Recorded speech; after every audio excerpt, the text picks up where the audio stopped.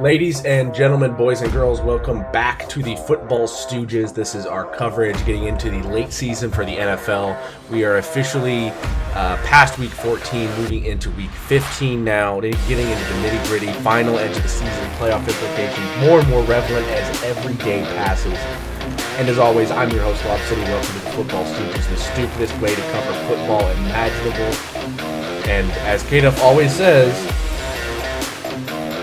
and boy, is it stupid. And boy, is it stupid this week. This was a crazy week of football with upsets galore. And it's getting even worse right now. The Vegas Raiders are up 49-0 on the Chargers as we speak. So it's getting stupider with tonight's matchup right now. Yeah, it's bad. It is really bad. So let's get this over with. Somebody who wants to get last week over with, Maston. Yes, I do. Fucking fantasy this week, and then Eagles. The game lost to Dallas.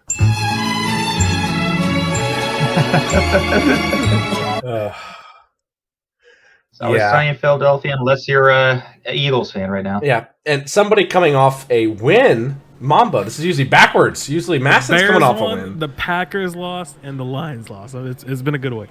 The Vikings won, so we got game. Yeah, we'll talk about that or won't. That wasn't. We need to. That's not even worth a cripple fight video. Not even gonna lie. Really? Yeah. No. Next up, a man who probably has switched his hatred of Portuguese people to Italian people. Scorlami. No, I switched my hatred to Joe Barry. Fuck that guy. I wish he got run over by a bus. Oh my god. Yeah. In Minecraft. Let's specify in Minecraft. In Minecraft. GTA. Yeah. Yeah. So not a good week for the Packers. And I don't think he cares anymore. Wasn't really a great week for the, I don't really got anything. I just got my mouth. Well, they won. Right now. They won last Thursday. But at what cost? We're already eliminated. Yeah, That's true. I mean, the cost of Belichick's job. Yeah, we'll say, talk about that. But well, we can't beat New England. Well, apparently the Steelers just can't beat New England, so that was already going to be a win regardless. Look, my Bengals won. I'm happy. Alabama had to hire a Michigan assistant head coach because they're worried about Michigan beating them. So I'm real happy. So we're going all out and getting the 2-liter looks bottle. Like you're going all out right now. The 2-liter bottle of vodka. Just polish that off. Of vodka. 2 shots. Guy. I drank This vodka? No, this is Kirkland's signature. Gotta love Kirkland's signature. Goose? Yeah, it's literally just Grey Goose, and you can find it for like this 2-liter bottle cost me I think $20, maybe. Yeah, I know. In Michigan, it's cheap. No. Michigan's Bob, great. are you finally gonna start catching up to a Wisconsin drinker? I mean, I kind of like my that, liver and kidneys. So To catch up, you'd have to have an IV of bourbon in his arm just all fucking day. I mean, I already have that. Jesus Christ! If you drink it faster, you'll taste it less. God damn! All right. Anyway, there's no college, so we don't have to worry about that. That doesn't really happen for a while. Bowl games do start this Saturday. I mean, it's going to be like it's going to be like New Fresno State. Oh, 49-7. No. It's going to be like New Fresno State Tech versus East Virginia Carolina Southern Methodist University. So I mean, whatever. I know, but I'm just saying the bowls start this week, and Saturday is 4 down, 6 to Mastodon. go, Chargers. Maston, you can't run away. You cannot run away from your responsibilities. Stop hiding behind the screen, dude. Anyway, all right. Let's go ahead and get into Muzzy's video of the week. Cool. I cannot wait to see how this goes. Bills and Chiefs. Yeah, Bills Chiefs. City, you are on the clock. It's kind of quiet. Yeah, this first part's a little quiet. Chiefs by 3. Chiefs by 5. Oh no. Chiefs. I feel like Chiefs by 7. I would need to turn the volume on the YouTube videos, honestly. Mm-hmm. Again, they're coming after him. Josh. There he is! There's my favorite white boy! Got the J left. We were on the same page there. He made a heck of a catch. I want to reference Joe Biden. Oh no! No, no, bruh. Oh my god!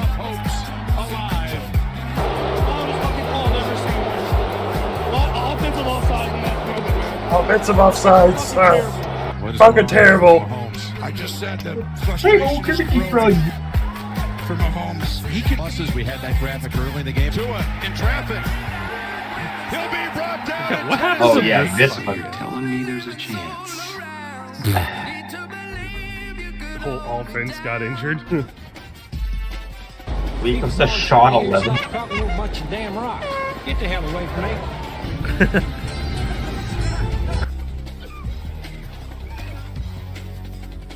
America. All right. That's pretty much it. What's up, guys?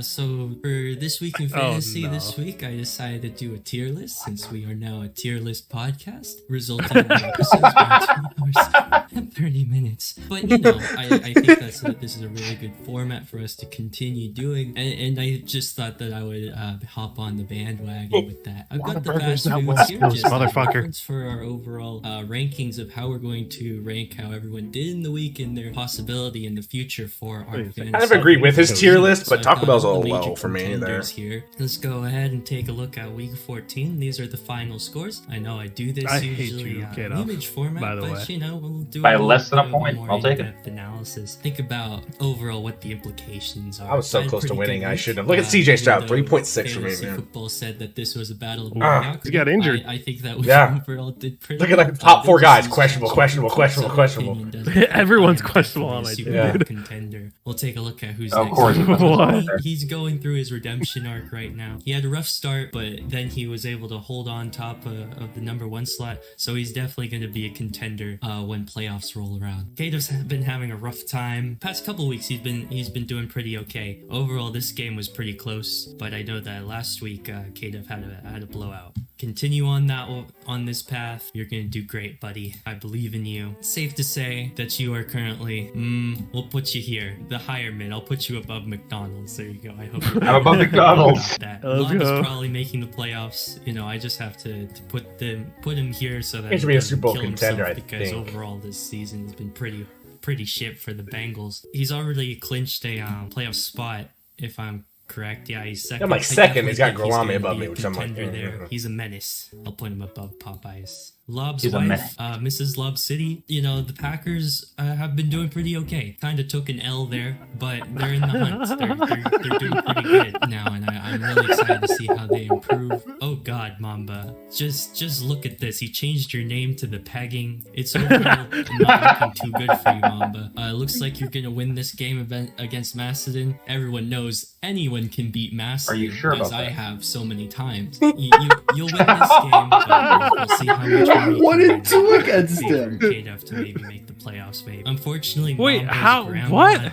had to be benched. She's not around Grandma too Mamba much anymore. benched. I'll put her there. I'll put her Bruh. it just stinks. She that put I her. can see He Mamba's put him grandma over. around too She. much Oh for the my, rest of the he put season. her over Taco Macedon, Bell. What the fuck was that tier list, dude? I'm not judging you, but I'm judging you, and I think that it could have been better. I'm gonna have to put you here, It's good. Macedon. We're just gonna get a screenshot of this. Whataburger's and not then- East Coast. Yeah, there we go. No. Twin tiers. Oh no! Fuzzy, no. First of all, I don't know how he puts me below Kadoff because I'm technically in the lead, and if I win, I'm in. Macedon, you missed it. You missed the fucking ending. The fucking. Oh no! No, he was there. I could not hear the beginning of that though. Mr. Yeah, I was President, a little bit second quiet. Was it just us shit talking the Bills? It was just all of us He is in our us. prediction, just being like, let's take the Chiefs. We're taking the Chiefs. Put your headset on, bro. Oh my god, Jesus Fuzzy. Christ, Fuzzy. Oh my God. That You was- guys say Mamba and I go over the line. Mr. President Macedon, there's been a That second was adjournment. still tame. That was still so tame. funny. That was still tame to some of the shit that you and Mambo said. Still. Oh, yeah. Also, Well, I still. mean, This is what only he did one- was an inside job. also, Well, actually, my fantasy name is still the Pegging because Macedon's name is Everything Hurts. So we're keeping it. I never changed my Jeez. name for this week. I don't know what to do. I ran All out right. of Bengals jokes. Let's start with somebody fun, or something fun, I guess. We'll start with we'll start with the crossover grid. I think that's the best way to go here. Sweating so bad. Oh, wait, is it Oh, that what a or way to Kate start. News? You got the meat Oh sweats or no, something? we can do this. We can do this first. It's all right. No, I had the Oh laughing my sweats. god. Yeah, let's we'll do start off this, and then with we'll go to the- K-Duff News. Yeah. Uh, Take a Khalil wind Mack. down. to Khalil Mack, yeah. Khalil Mack, 350 passing yards in the game. That's got to be my boy, 11 kids, Phillip Rivers. Philip. Sure. Fucking Christmas. God damn. Dude, you must have some 5,000 vodka in your career system. rush yards. It's gotta be You LT, typing that right? was- Wait, what? 500 career rush yards, LT. It's got to be. Yeah, LaDainian Tomlinson. All There right. he is. Raiders, 4th or 5th round draft pick in the NFL. Sheesh. Second or Divine third? Diablo Wow. was third. Okay, well, no, perfect. third round. No, third round pick. Divine Diablo. DIV. He's doing it. Don't worry. Divine Diablo. Wow. Yeah. Virginia Tech. Okay, that makes sense. That makes Second or sense. third round draft pick. I think Tom Brady was 5th round. No, he was Sixth the round. No, he was a last- sixth. Sixth he was- round. I thought it was, yeah. He's a 5,000 6th round pick. rush yards. Second or third round pick for the. I think he was a second or okay. third. Oh, you know, Aiden second O'Connell or was a third 4th round rounder. pick for 350 pass yards could be Brett Favre. He went in the second or third round, didn't he? You know who there was actually a 4th rounder for the No, Raiders? second or third. Oh, 4th rounder for the Raiders? Aiden O'Connell. can't use him. Because he already used him in the 4th or 5th round. Thanks a lot, Lob. Aiden O'Connell. AIDEN. AIDEN. OCCONEL. I think it's O apostrophe. Yeah. Oh, right, jeez. right up there. It popped up, dude. I didn't see it. O'Connell. Mitt. CONNELL.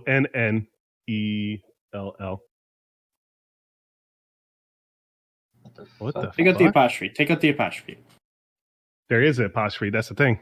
Jake, Kevin, Mike, Grant, Albert, Tommy, Pat. What the fuck? Joe, Albert. Albert. Jeez.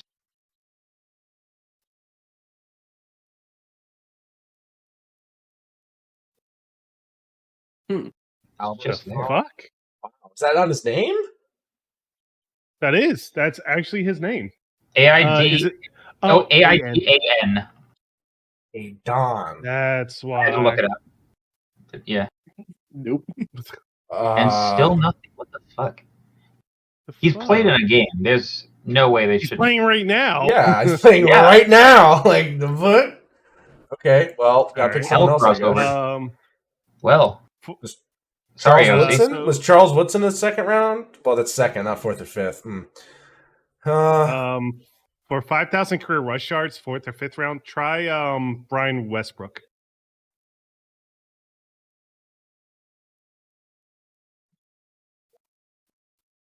Byron Westbrook 2000. or No, Brian? 2000 to 2010. Brian. Nope. Okay, he must have been earlier. 4th or 5th round pick, 5,000 career rush yards. Um.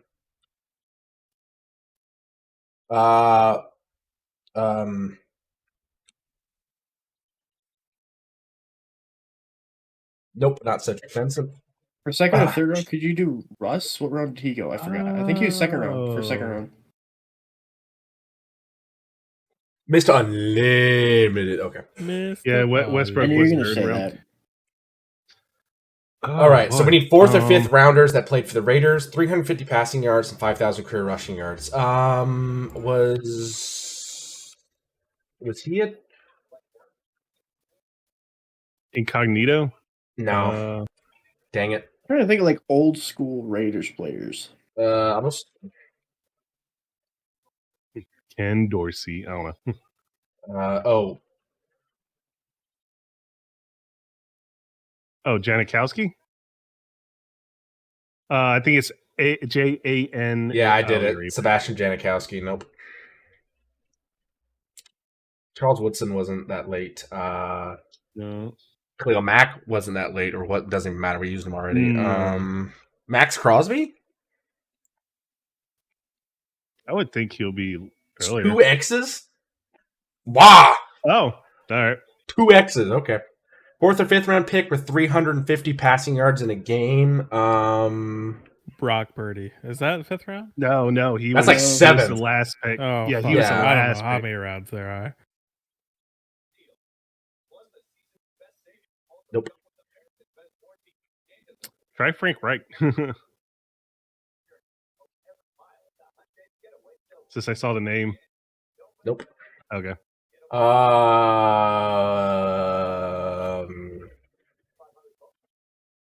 Boomer Esiason? Was it? No. I'm just naming random quarterbacks. I didn't even know what round these guys were drafted in. No, he was Ben first round. Roethlisberger. Really? Out of Miami? He was like, didn't I believe he was first round? Or he was like first or second, I thought.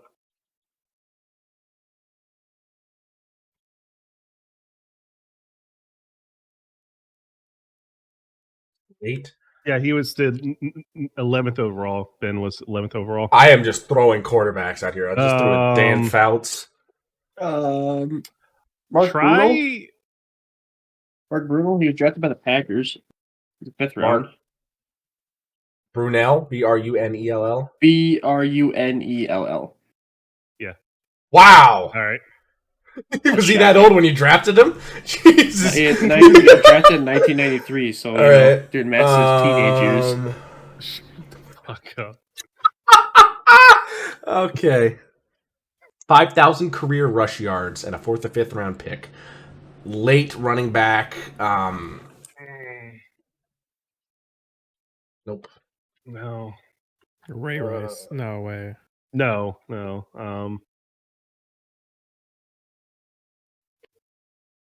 No, he was early. Yeah. Underrated running back. Was Elkler a late round pick? Or was he undrafted? Austin Elkler. 4th or 5th round pick with that many rushing yards. Pachenko? No. No, he's not. He didn't hit 5,000 yet. He's too young. Way too young. Yeah.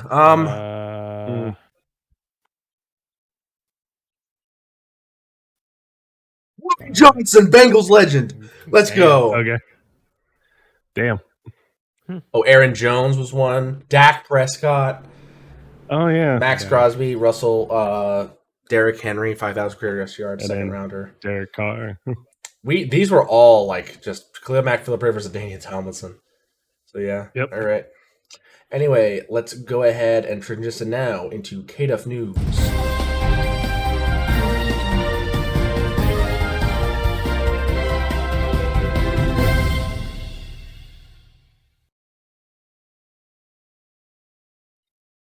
Whoa. Mike's not picking up anything. Uh-oh. Okay, no, we're losing him. Oh, he's lagging. Your mic's not working. Your mic's not sound. working. No. No audio, K-Duff. In news today, K-Duff's mic has decided to fuck itself. No, it's not working. He's calling timeout. Let's give him a chance to fix it. All right. Back up Mamba. Put me on the news. We're gonna give him his time. Curveball. Fucking curveball. 3 out of We're having a big curveball here. Hey. How to do the tier list this week because fuck. The game going on right now. All right, tank bowl. We'll do the tank bowl and the other tier list. Bears up because they could be in the playoffs. Okay. No, fuck you. Chicago can, but still, 7th seed is a fucking tank playoff spot. All right, Carolina, you're still worse. Fuck you, David Tepper.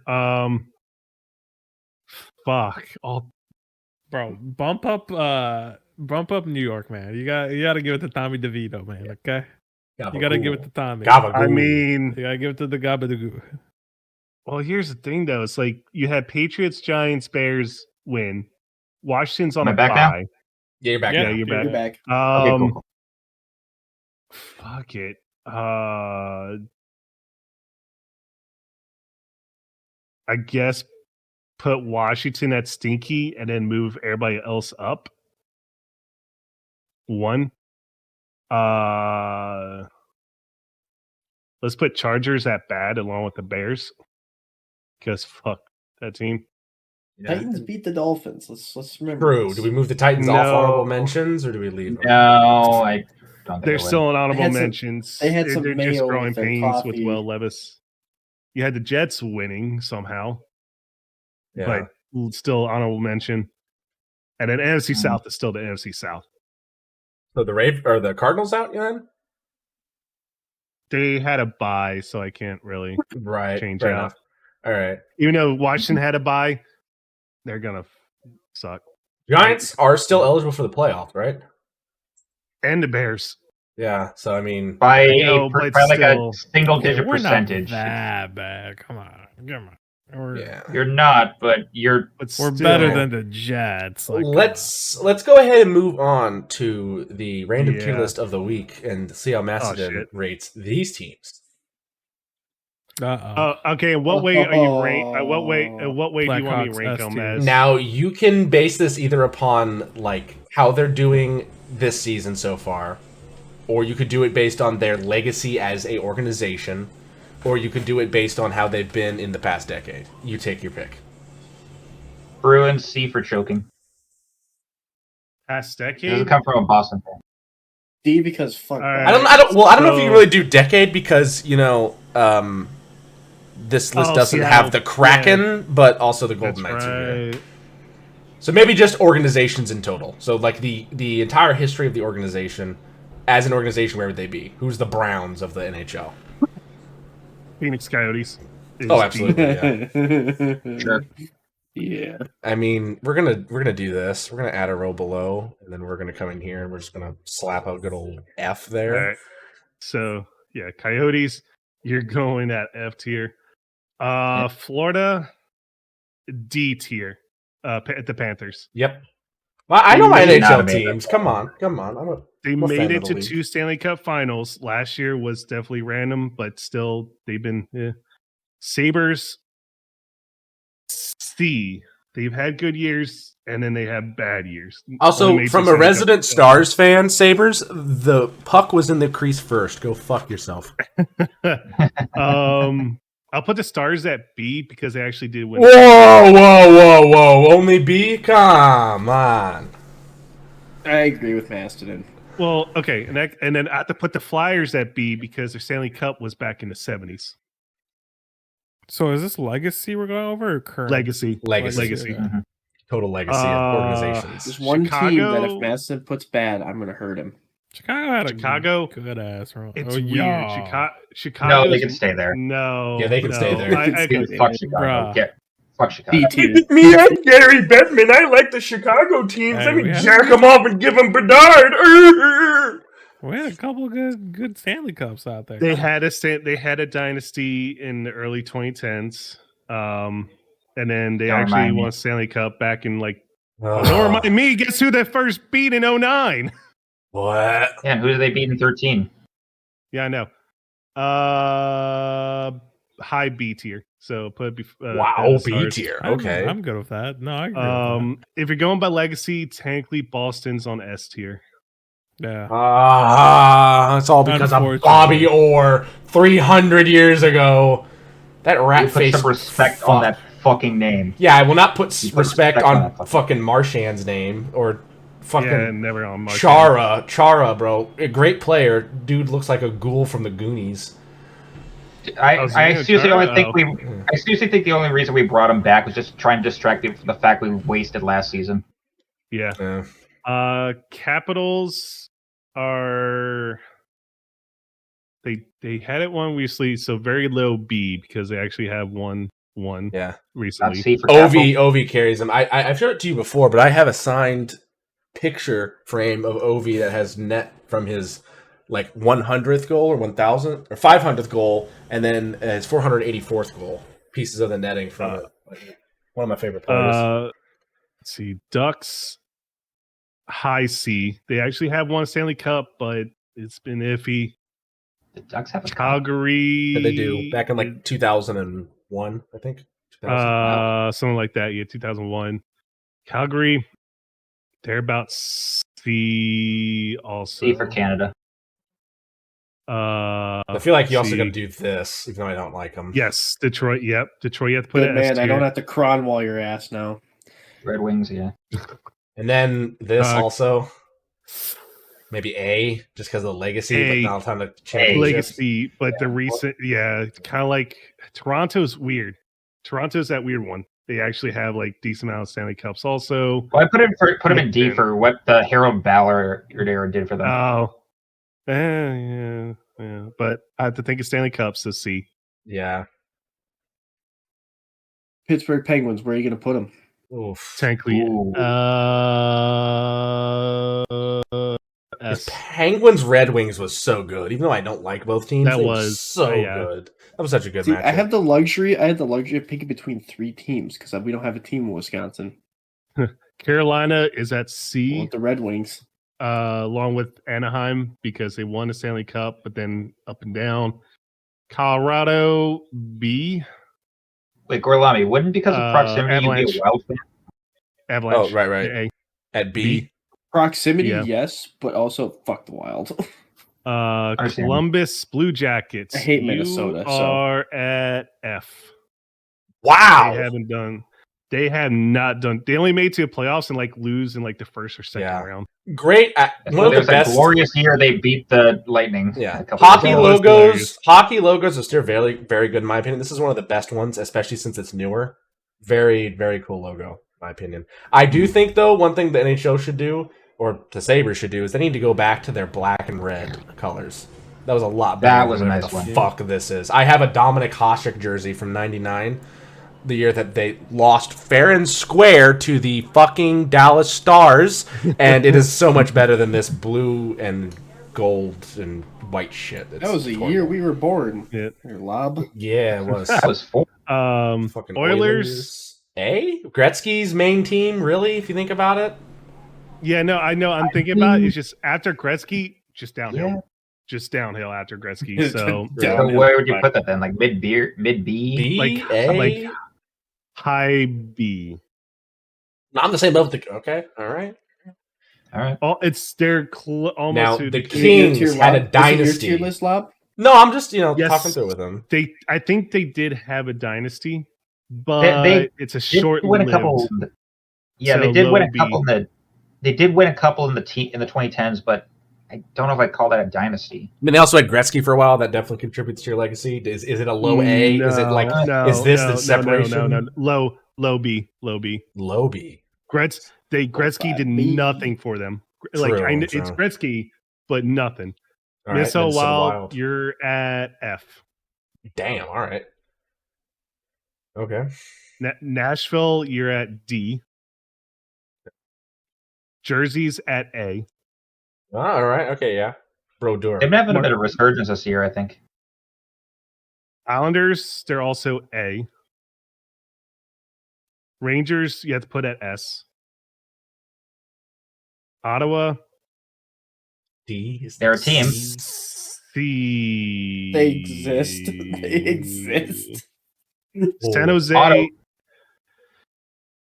D. San Jose is a weird one. You can't. San Jose is at that cusp of getting to C. Like they have, I don't know. At times they do well, but then they can't. I don't know. This year they look Oh yeah, but the last couple of years they looked horrible, but their regular seasons before they go off.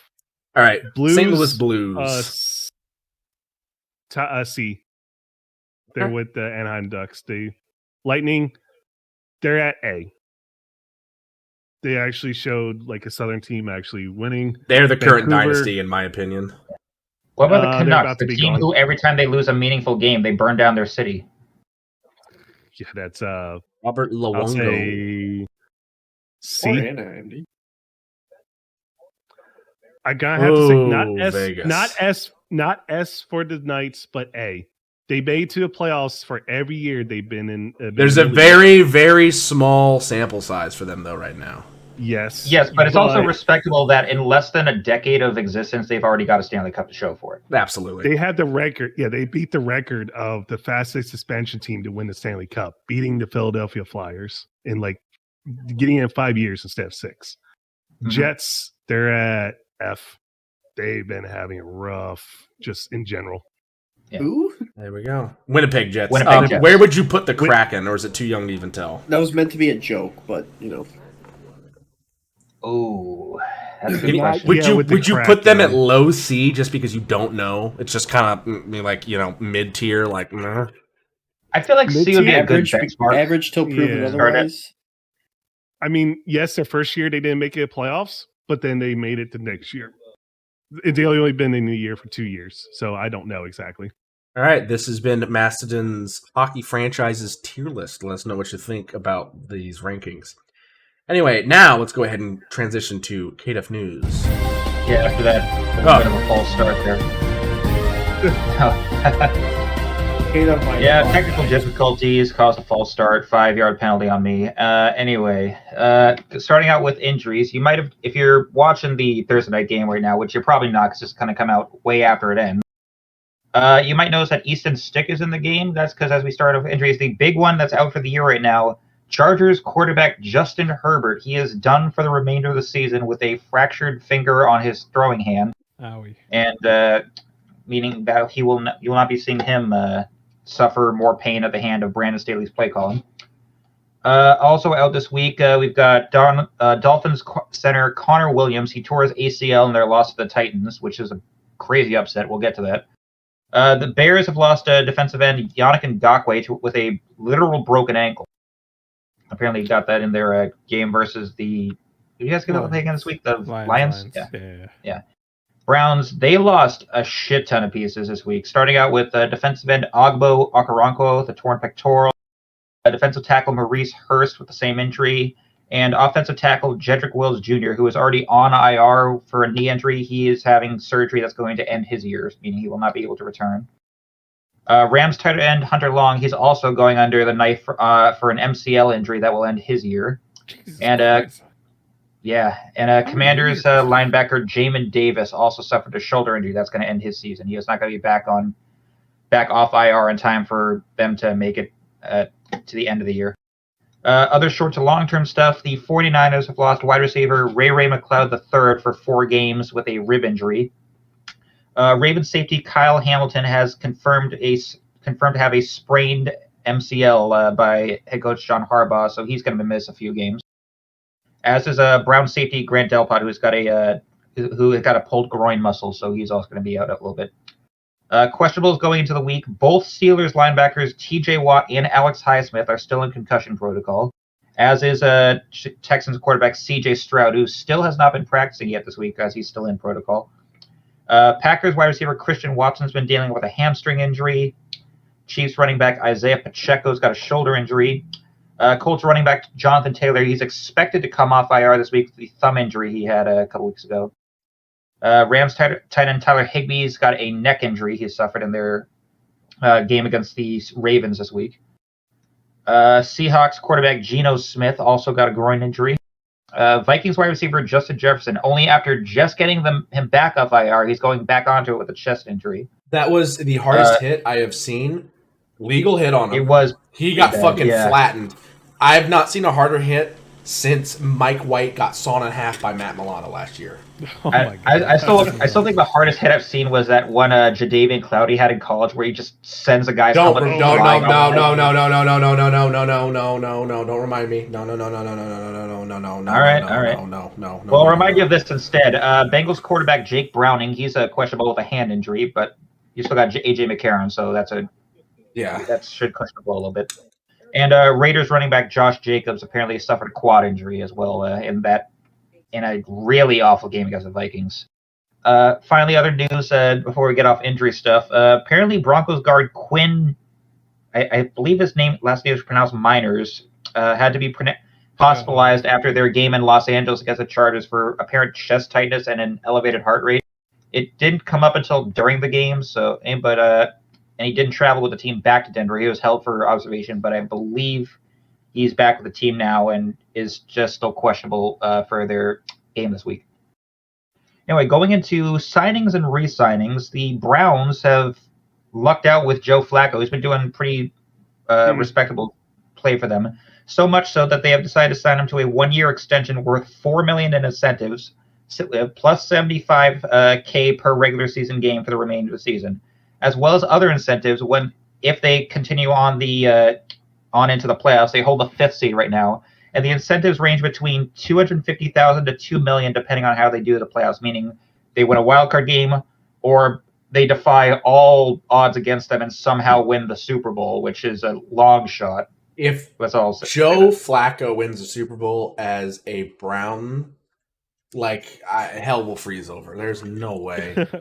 It'll be ingrained in. I thought you were going to make a bet there for a second. Bob There, went down with a 2-liter bottle of Grey Goose. This is the Lemon episode 2.0. If we make a bet here, it'd be a real Kirkland special. Yeah.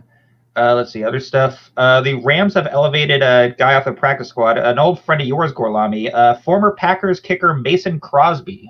And they released him. They also released him? Yep. Yeah, they released him. Oh, never mind that. Let's see. He did get added to the practice squad, but then they cut him. Yeah.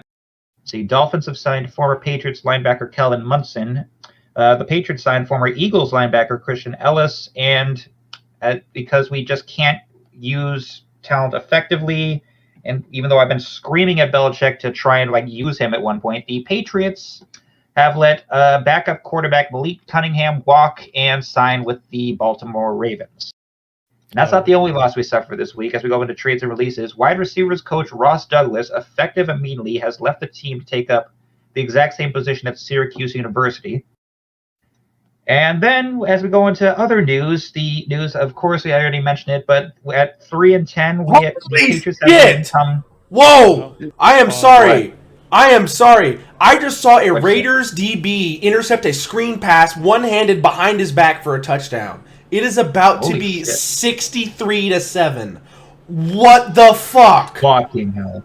This could be a triple-figure game from the Raiders. Fuck you, Spanos. This could be triple figures. Yeesh. So the Chargers have been officially eliminated from playoff contention by this game. One-handed! I'm sorry. Fuck! Not really, but the Patriots were officially eliminated this week. 3-10 is the worst record and the earliest elimination we've had since 2000.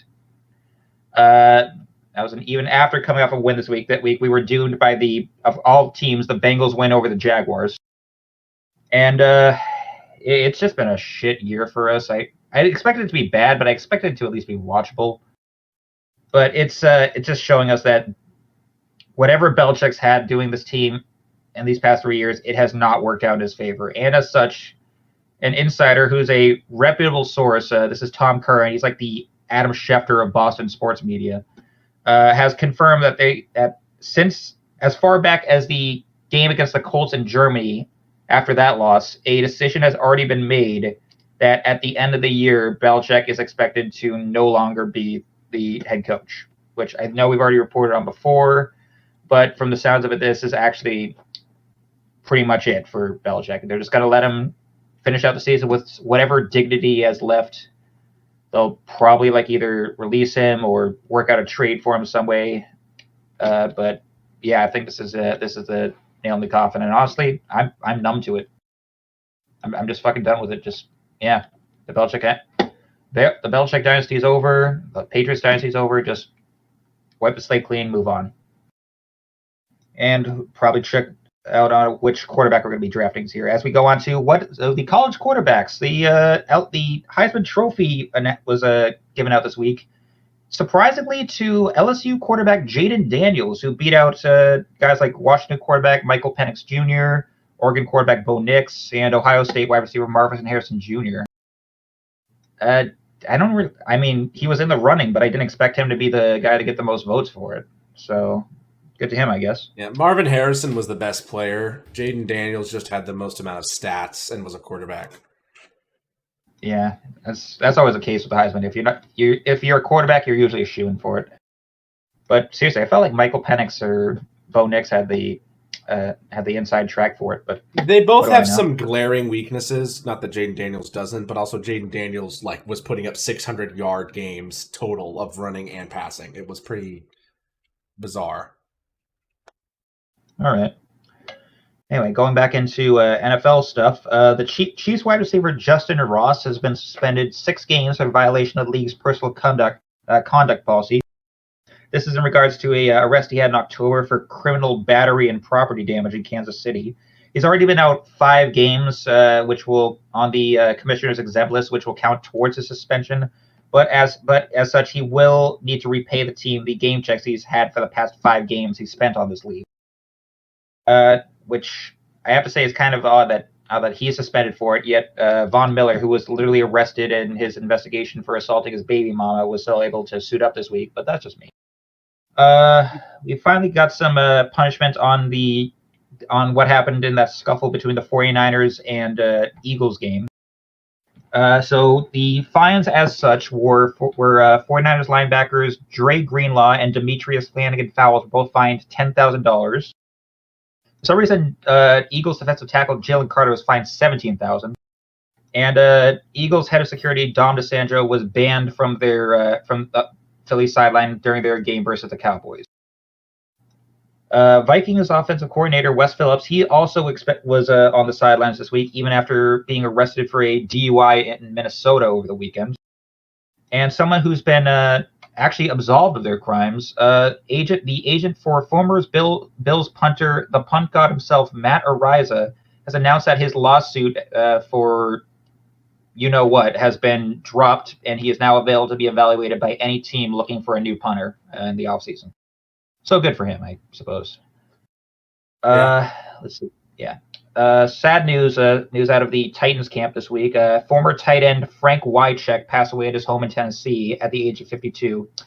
He played 11 seasons in the league between the Titans and Commanders, most notably with the Titans, where he had 3 Pro Bowl nods with them, and was also the man who was part of the Music City Miracle. He was the guy who threw the lateral pass to Kevin Dyson in that wildcard game against the Bills in '99. And so rest in peace to him. One of the best blocking tight ends of all time. Go watch film on him if you ever have the chance. This guy could lay a block like a tackle. That too. But it's not all doom and gloom for the Titans this week, because they had, as we'll get to it, they had a major upset win over the Dolphins this week. And to tell you how major this was, this is something that hasn't happened in a very long time. Since 2016, the Titans are the first team to come back and win from a 14-point deficit in the final 3 minutes of a game, which is the first time in 768 matchups that qualify for this statistic. So they are the one in a 1-767 record in these types of games. So that's crazy for them, I'll be honest. And then finally, Gorlami, you're going to hate this, and he's not even at his thing, so I'll just yeah. But I will say this: Super Bowl 61 has been voted this week by the NFL owners that it will be hosted at SoFi Stadium in Los Angeles in 2027. Again. And the NFL has announced that they will expand the international game schedule from 4 to 8 games, and that the first game in South America will be hosted. And this is why I was going to say, Carl, I was going to hate it, in Sao Paulo, Brazil. Yeah. That's all I got, by the way. Hey, actually, Kate, if you know Kurt, you can go watch the game then. Yeah, I have a buddy that I know that is in Sao Paulo, and he says that the tickets are cheap enough. He'll go watch. They have a really big soccer stadium there. Brazil has some of the biggest soccer stadiums, football stadiums in the Western Hemisphere. With their economy, it'll be cheap enough. I work with a lot of Brazilians. One of my old managers, one of my old managers is a Sao Paulo native. I bet he's gonna be excited for that. The other thing is the current score is 7. Excuse me. Raiders are up against the Chargers. They should run up the score. The Raiders' 63 points as of now is the most amount of points that they have scored as a franchise in a single game in their entire history. That's crazy. Little extra thing there. So yeah, that is pretty insane, though. Gorlami will be back in a minute, but Let's go Or ahead keep that just to and piss him off. yeah, let's go There ahead. he He's is. having audio issues. Go There over you the go. And stories. finally, the news. I think it's And finally, the news. Wait. Gorlami. Pastrami. Salami. Their name in Italian meats. Fucking Forget about Gabagool. Gabagoo. Is he good? Yeah. Does he? Right. I think his I don't light's know. off. No, I it's think his definitely brains not. off. Gorlami, you good, bro? Apparently, he's having audio issues. Oh, his There you go. headset died. And finally, Oh, his headset died. Hello? I see. I see. You Can there? you hear us now? Why does he look like? He doesn't know. Actually, I'm not gonna say it. Oh, we turned his light off. There we go. Right. Hello. All right, and Gorlami. finally, the NFL has announced that they're extending their international national games from 4 to 8, and that the first of these games that will be hosted in South America will be in Sao Paulo, Brazil. No reaction. No reaction. No reaction. No All right. reaction. Well, Are he's you either there, deaf or Gorlami? just He doesn't probably care. can't hear us. Gorlami, Yeah, he can hear us. you good? Okay. You can hear us? Oh, he Okay. can hear us.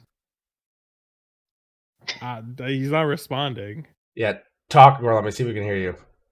I can help you guys with audio. Just take. Oh my god. We can hear you. Just take the microphone is on the cord. Just hold it up close to your face. Grab the microphone. It is on the air. On the headphone cord. The No, I'm running a We're having all technical issues today. Yeah, we're having all. Yeah, first. Well, you're really talk, quiet, now so Bobby can't hear. bring your fucking microphone closer to your face. I guess I don't know. Hello? There we Yeah. go. There you go. Better. All right. Let's go ahead and Oh, get yeah. into this week of games. We have already covered the Patriots and Steelers, so we'll move on to the Buccaneers and Falcons. How was this for the NFC South lead? Seriously. oh my god. Division. It's the tank division this year. 29-25, the final score. Tampa Bay Buccaneers win the game by 4 in Atlanta at the Mercedes-Benz Stadium. Baker Mayfield, 14 for 29 for 144, a 5-yard average, 2 touchdowns, no pick, 1 sack. 86.0 rating, a decent game from him. Who really went off? Rachaad White, who's looking better and better as the Tampa Bay Buccaneers running back. 25 for 102 was his record on the ground, followed by Chase Edmonds, 8 for 40. Tampa Bay receiving, Chris Godwin, 5 for 53, Rachaad White, 2 for 33, and a touchdown. K. Doughton, 2 for 16, Chase Edmonds, 2 for 18. K. Doughton also had a touchdown. David Moore, 1 for 11, Mike Evans, 1 for 8, and Trey Palmer, 1 for 5. For the Falcons, Desmond Ridder, 26 for 40 for 347, 8.7 average, 1 touchdown, 1 pick, 3 sacks, 90.3 rating.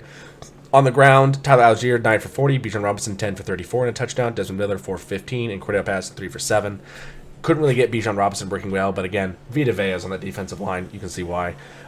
Drake London had an amazing game, 10 for 172 yards and an incredible catch. You need to look it up if you haven't seen it. Kyle Pitts, 357 and a touchdown. Bijan Robinson, 5 for 54. Jonas Smith, 4 for 27. Kadarius Hodge, 1 for 18. And Michael Pruitt, 2 for 15. I think the biggest issue here is Atlanta's a very young team, and as time goes on in an NFL season, more and more games, younger and younger teams struggle. Tampa Bay Buccaneers have a veteran quarterback in Baker Mayfield who is a solid, if not borderline Joe Flacco-esque elite quarterback. Mayfield does great there. Rachaad White is looking better and better as the days go on. And even though Mike Evans had a bad game, other guys took his place. Chris Godwin's still great. Chase Edmonds looked good. K. Doughton's a young prospect that's looking good. Mike Evans had a bad game, only 1 catch, 8 yards on 6 receptions, still did well. And the biggest issue is they made the Falcons be a one-dimensional team. They could only pass the ball. Drake London went off. However, Bijan Robinson was held at 34 yards on 10 carries, only a 3.4 average and 1 touchdown. So the ability of the Tampa Bay defense to still be scary, still be coordinated very well, and to still have enough weapons on offense to, perform well, I think is a big aspect in this game here. Also, Desmond Ridder sucks. I'm sorry. I'm from Cincinnati. Desmond Ridder sucks. Don't worry, they'll get rid of him out this season. Arthur Smith is not going to be. It's not a good coach. Oh yeah, that too. He'll be that gone by the end of the year. And I kind of knew that from how he handled Bijan Robinson's head cold situation, but golly, dude. Yeah. But I Baker would Mayfield love did do a comeback. Yeah, I would love to see Atlanta have a good quarterback because they have some weapons now. Algier looks good. Bijan Robinson is a star. Drake London is really developing into a great wide receiver 1-2 kind of borderline option. Kyle Pitts, when he's healthy and working well, is great. When they use them. Yeah. So you just need better play calling and a better quarterback, and this team could be pretty damn deadly. Especially that defense too. AJ Terrell and they have a defensive lineman that's also pretty dangerous too. Calais Campbell's on that team now. I forgot about that. Yep. Jesse Bates secondary. Jesse Bates is in there. Like Von Bell. Von Bell is that's Travis Bell. Von Bell is on the Panthers, who are but yeah, the Falcons have a lot of pieces together. They're just missing some key pieces. So I think if the Falcons land a good quarterback in the draft, and he, obviously pans out well, you don't want him to turn into a Johnny Manziel and is horrible. And if they can get some good coaching, maybe Belichick, that is probably something he's not going to want to touch with a 10-foot pole. But probably not. Probably not. Belichick will probably, move in and be the head coach for the Cincinnati Bengals when Zach Taylor moves to GM. But, I could just hope. But who knows? Who knows? Cordell Patterson's not getting any younger. That's what I know. So, true. But good win by the Buccaneers. Also, only 29 attempts for Baker Mayfield. They're really leaning into a dual threat run and pass, and it's working out for them. They're 6-7 and leading the division. But good job. We'll take a look at the playoff picture before we move on to our predictions. So we'll kind of go that way. All right, Lions Bears. Mamba's been wanting to talk about this since it happened. Fuck Lions. I have no idea what's going on with the Lions right now, dude. Yeah, Mamba, stop trading crypto and let's talk about this. Here we go. They still have the fuck? I don't know. The Lions still have a good chance to make the playoffs, but what the fuck? Yeah, this is not me drinking too much and spitting shit. Chicago Bears 28, Lions 13. I don't know either. Jared Goff 20 for 35 for 161, a 4.6 yard average, 1 touchdown, 2 picks, 4 sacks, a 54.6 rating. Running was a bit of an issue. Jamar Gibbs 11 for 66 and a touchdown. David Montgomery 10 for 66. Jameson Williams also 1 for 4, and Sam Laporta had a run for 4 yards. For receiving for the Lions, Josh Reynolds 3 for 44 and a touchdown. Sam Laporta 2 for 23. Allen-Ross St. Brown 3 for 21. David Montgomery 3 for 19. Donovan Peoples-Jones 1 for 17. Jamar Gibbs 3 for 16, Khalif Raymond 3 for 15, and Brock Wright 2 for 6. For the Bears, Justin Fields 19 for 33 for 223 yards, a 6.8 average, 1 touchdown, no picks, 3 sacks, and 88.3 rating. Justin Fields also was their leading rusher, 12 for 58 and a touchdown. Devonta Foreman 11 for 50, DJ Moore 3 for 20 and a touchdown, and Khalil Herbert 3 for 8. For receiving, DJ Moore 6 for 68 and a touchdown, Cole Kmet 5 for 66, Darnell Mooney 2 for 44, Dante Foreman 2 for 22, Velus Jones Jr. 1 for 11, and Tyler Scott 1 for 11 as well. Dude, our defense is nuts. We've been a lot better. Your Later defense into the season, schemed very well for this game. I would still say the players on defense you guys have don't jump off the page at you. But again, you can make up a lot defensively with just proper scheming and good coordinating, good coaching. Obviously, Montez Sweat is a big pickup for you guys. That has done very well. Yannick Ngakoue has also been playing very well when given the chance. But you put pressure. Is bad. Yeah, Detroit's defense looks bad. Their offense isn't staying consistent, and the last thing you want to do is start playing bad football the second the playoffs roll around. So I don't know. They've never been in this position, so I mean, it doesn't matter. It's just they're just gassed. I think. No. Yeah. I mean, there still are. I think they're gassed. I think it's inconsistency and just getting complacent. They were so good for so long, and now they are, staring down the barrel at a season that might not end with 10 wins. They need one more win to get to 10, but still they might have issues. Also, what the fuck? It's about to be 21-63. The Chargers are actually trying to come back. There's a flag. Punt return. Oh, there's a flag. Also, Minnesota is coming out right behind Detroit, who can win the division still. Yep. Detroit needs to handle their business now. If you're going to have a downturn, I get it. You need to turn it around and go back to the football you were playing in the early part of the season, which was great. Seemed worse against a division rival. Yeah. As far as the Bears go, Justin Fields looks good. I mean, he's playing for a job. It's weird to say that. He's playing for a job. The Bears right now have and will most likely have the first or second overall pick. And because of that, their first pick could be Caleb Williams, could be Drake May, could be, God forbid, J.J. McCarthy. They could trade it, and they could get a different quarterback. Like, there's a lot of options they have here. I think if they're smart, they'll just take Marvin Harrison Jr. and everyone else to go, pick what the scraps, because he's on a whole nother level than everyone else. But according to PFF now, the orders right now: Carolina at 1, Patriots at 2, Cardinals 3. Right, but the Carolina pick goes to Chicago. Well, the thing is, right. What if Patriots decide to trade up to 1? We could do like a swap, and then you'll get your quarterback. We'll get Marvin Harris. Well, that would be a bit of a paradox, because the Patriots almost never trade up. You will not get Marvin. If NFL GMs are smart, you won't get Marvin Harris unless you have the number 1 overall pick. Right. Marvin Harrison has the talent right now to be a wide receiver number 1 on 3/4 of the NFL teams. He is that good. And we're in that 3/4 that actually need wide receiver help, because our core for that right now is absolute dog shit. You need a quarterback first, but I mean, yeah. So I don't know. This is a quarterback heavy draft, though. Like we could definitely get McCarthy in round 2. You really think he's gonna get picked up first round, not like Caleb Williams or any other quarterback? I think McCarthy, I don't know. Because quarterbacks need so much more, the number 1 overall pick will probably be a quarterback. At the same time, there's I don't know, man. Marvin Harrison Jr. is just so damn good, dude. So I'd want him if we could get him. Like we could definitely what I can see the Patriots doing is taking him at 2 if the Bears don't take him, or whoever's at 1 doesn't take him. Then we'll get someone like McCarthy round 2, and then kind of just work through the rest of the draft from there. That's my dream. But as a Michigan fan, I don't know how good McCarthy is going to be. I really don't. He could be really bad. He has some questionable decision making. Either we just get Cam Newton 2.0 and get Shedeur Sanders. I don't know. Yeah.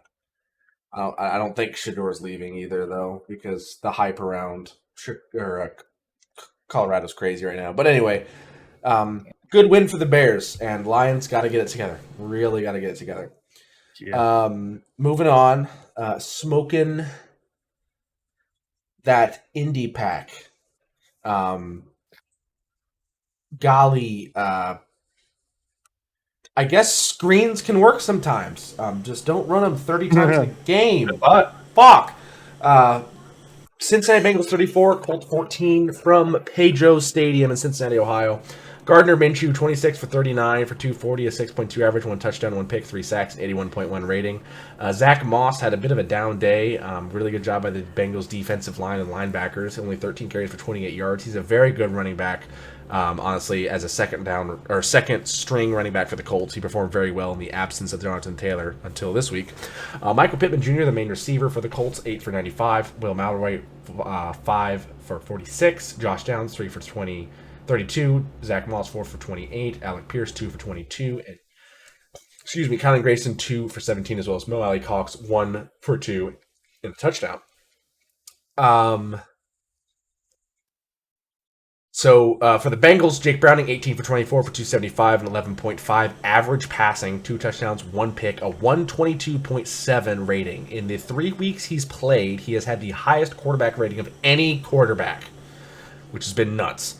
AJ McCarron did come in, made 1 pass that was a screen for negative yards. Couldn't have thought that was coming. Browning actually had cramps because he didn't drink enough water because it was cold. So he'll be back for next week almost assuredly, so we'll be fine there. Joe Mixon, 21 for 79 and a touchdown on the ground. He played great, ran really hard. Chase Brown, who was the rookie out of Illinois, played amazing. He was the second leading rusher with 8 and 25, and then the leading receiver with 3 for 80, with a 54-yard long screen pass that was a touchdown. So I'm not eating my words yet, Zach Taylor, but Good call. Mm-hmm. T. Higgins, 2 for 72. Joe Mixon, 3 for 46. Jamar Chase, 3 for 29. Tyler Boyd, 2 for 23. Tanner Hudson, another great tight end for us. He's looking really good. He went 2 for 21 and a touchdown. Now, if you see Tanner Hudson, who's the Bengals GM? I always call him out. I can't remember his name. Why is it escaping me? I'm having a brain fart. Crap. What's his name? Bengals GM. Bengals GM. Whatever. If you see Tanner Hudson, you think, oh, we got our tight end shirt, and you don't draft Brock Bowers, and he's on the draft board at the time we have our pick. Duke Tobin. Thank you. Duke Tobin. If you see Tanner Hudson and think, we have, our tight end squared away, we don't need one, and you pass up on Brock Bowers, I will shit in your front yard in Minecraft. I can't take seeing Michael Myers rot in Las Vegas and now see you pass up on one of the best tight end prospects in college football. Like, I still stand by what I said and say you might need to trade up to do it. But yeah, if you pass up on him, it's going to be egregious to do so. You need a tight end, and he's right there for the taking. I will say, though, Tanner Hudson has looked phenomenal. Irv Smith Jr. has been a failed experiment. He didn't even have any targets this game. Drew Sample is a very good tight end for us. However, his role is more a Frank Rychek role, RIP, a blocking tight end that sometimes does a block and release and catches a little pass, scampers a little bit. He got a touchdown last week that looked amazing. But Tanner Hudson looks like an amazing tight end thus far for what he's come from. He was a practice squad tight end. Didn't play much in the Buccaneers. We got him, and now he's looking very good. Was able to learn under guys like Gronkowski over in Tampa Bay. I like Tanner Hudson. I hope he stays with the team. We can keep him for a while because we've been throwing tight ends out like babies with bathwater. We got rid of CJ Uzoma, who was almost a heart and soul of the offense. Threw him out to the Jets, and he's rotting like a onion left out in the cold for 80 days. Yeah, and then we get Hayden Hurst, and now he's like legitimately dying in Carolina. Then we go out and get Irv Smith, and he can't hold on to a ball like Nelson Aguilar. And so now we get Tanner Hudson, and honestly, like, he's been a very welcome surprise, and I think he would do a great job at being a pass tight end 2 option behind Brock Bowers, because I really like how Brock Bowers looks, and he looks disgusting. So hopefully we can get him. If not, we can deal with him at number 1 spot, and Drew Samples are blocking tight end. That's totally fine. If not, let's see. You got Luke Lakey out of Iowa, Jatavian Sanders out of Texas, AJ Barner out of Michigan. I don't know. He'll stay. He's only a sophomore. I think he'll stay. I think it kind of all depends on if JJ McCarthy and Donovan Edwards stay. That will kind of what Michigan does there, but we'll see. But he'll probably stay. Anyway, for the Colts here, Gardner Minshew still looked good in this game. Didn't really have many problems. One interception wasn't that bad. He didn't have a bad game, didn't have a good game. It was the run. We were able to stop the run. The Colts love to have a really balanced attack. They love to get Jonathan Taylor in the action. He wasn't in, so they put Zach Moss in.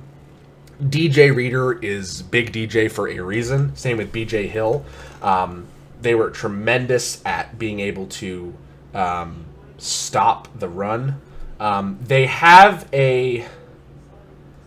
where's the interceptions? Yeah, interceptions here. BJ Hill. BJ Hill's a defensive tackle. This was an interception Gardner Minshew threw because his arm got hit by Trey Hendrickson.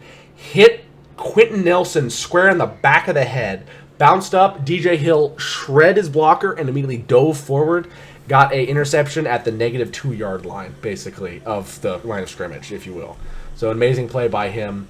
Bengals are looking good. I hope they can continue to do well this season.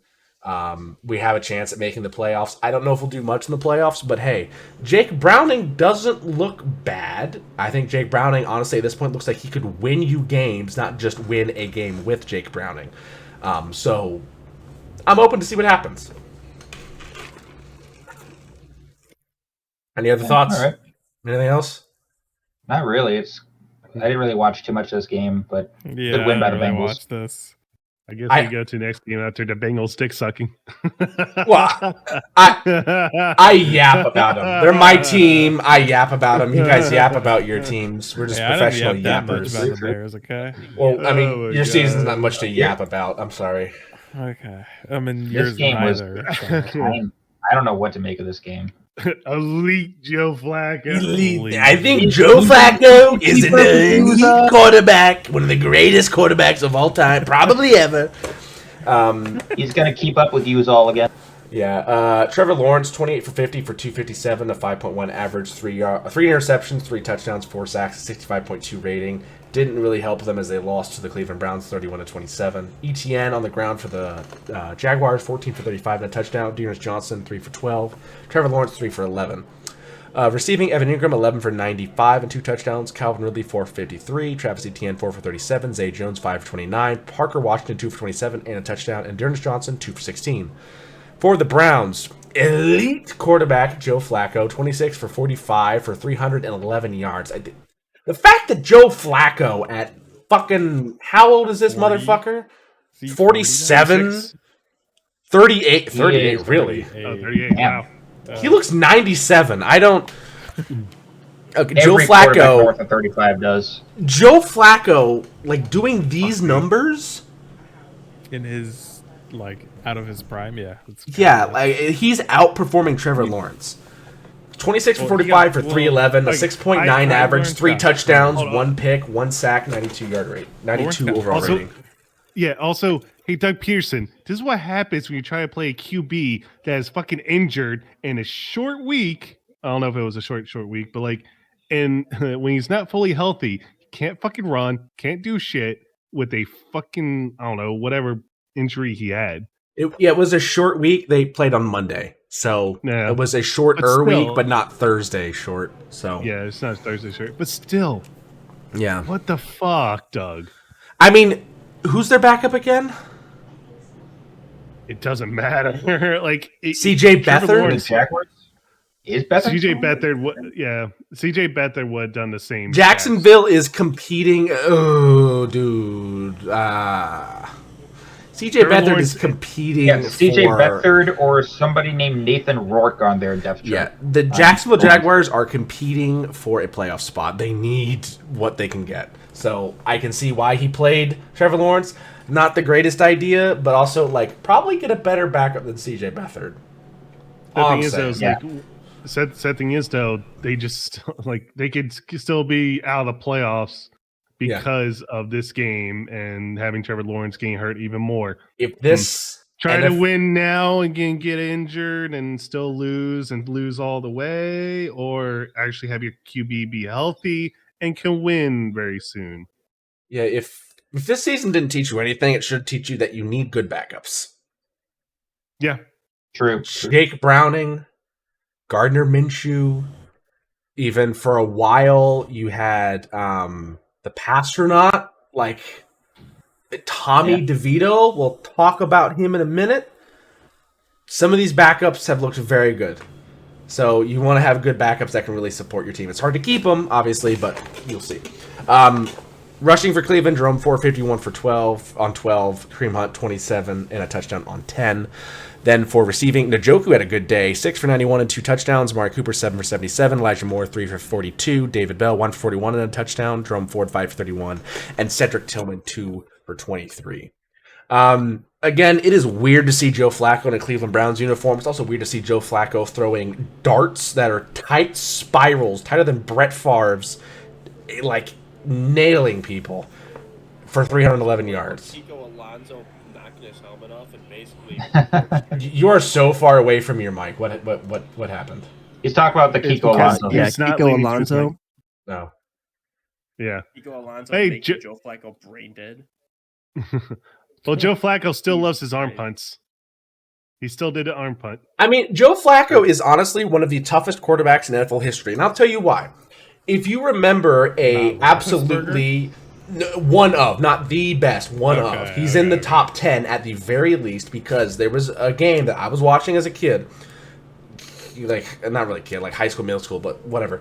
Vontaze Burfict, one of the most dirty, hard-nosed fucking disgusting players in the NFL. Also a Cincinnati Bengal. Also a Cincinnati Bengal, yes. Tackled Joe Flacco on a blitz. He tackled him with the crown of his helmet right against Flacco's, if you know what I'm saying. Against Joe's shaft. Yeah. Like it was Shafty, okay. Joe's shaft, yes. The crown of his helmet right into the family jewels. Just boom, boom. Ooh. All right? And Joe Flacco popped up, kind of not really wincing. Vontaze Burfict mixed the next 4 weeks with a goddamn concussion. I shit you not. Joe Flacco, fuck nuts of steel. No, fuck that. Fuck that. Fuck balls of steel. Them shits are like adamantium from like Marvel. Goddamn tungsten. Depleted uranium. They built the Death Star out of. Yeah, fucking. He's got nuts with from 40K. Nuts with fucking Abrams blowback panels or something. Like Joe Flacco is ridiculous. They put an ERA Coke cage on him for a cup. Yeah, I don't. Oh. Yeah, I go forward. Goddamn it! Oh God. If it works for Russian tanks, it'll work for NFL. Macedon as a fucking government official is thinking about like blowback panels on nuts right now. But anyway. Oh God. That's a pretty. Yeah. Anyway, it isn't, but sure. 28-6, the final score from the Superdome. The Panthers suck. The Saints suck. I mean, don't look at the score. No. Do not look at the score. The game fucking sucked. The Saints do not suck as bad as the Panthers. There's a level of suckage, and the Panthers are at the bottom. All right. This is NFC South. It's tank division. I know, but still, you can't. Think bold. Yeah. Bryce Young, 13 for 36 and 137, a 3.8 average, no touchdowns, no picks, 4 sacks. Chuba Hubbard, 23 for 87. Miles Sanders, 10 for 47 on the ground. Bryce Young, 3 for 40, and Amir Smith Marset, 1 for 10. For receiving, Adam Thielen, 5 for 74. DJ Chark, 2 for 26. Jonathan Mingo, 2 for 22. Chuba Hubbard, 2 for 9. And Raheem Blackshear, 1 for 4. For the Saints, Derek Carr, 18 for 26 for 119 to 4.6 average, 2 touchdowns, 1 pick, 1 sack, and 88.5 rating. On the ground, kind of all right. Alvin Kamara, 12 for... I did not click that. There you go. 12 for 56 and touchdown. Jamal Williams, 11 for 43. For New Orleans, A.T. Perry, 1 for 44. Chris Olave, 4 for 28 and a touchdown. Lynn Bowden Jr., 4 for 24. Jimmy Graham, 2 for 16 and a touchdown. Juwan Johnson, 2 for 10. Foster Moreau, 2 for 8. And no Taysom Hill sighting. I believe he was injured for this game. The fuck is Taysom Hill? I picked him up this week. Yeah. Wah. Keep him on the bench. Yeah, your volume's changed somehow. You were like super quiet, by the way. I don't know what's up. Just hold the microphone like you're one of those like. All right, so YouTube. Like you want me to like just deep throat it like this shit right here, like deep throat it, real passionately, real good. So, that is basically your normal volume now. I don't know what changed, but yeah. But yeah, the Panthers suck. Their defense can't stop anything. Their offense doesn't really come through when it matters. They didn't score any touchdowns. They only had 2 field goals.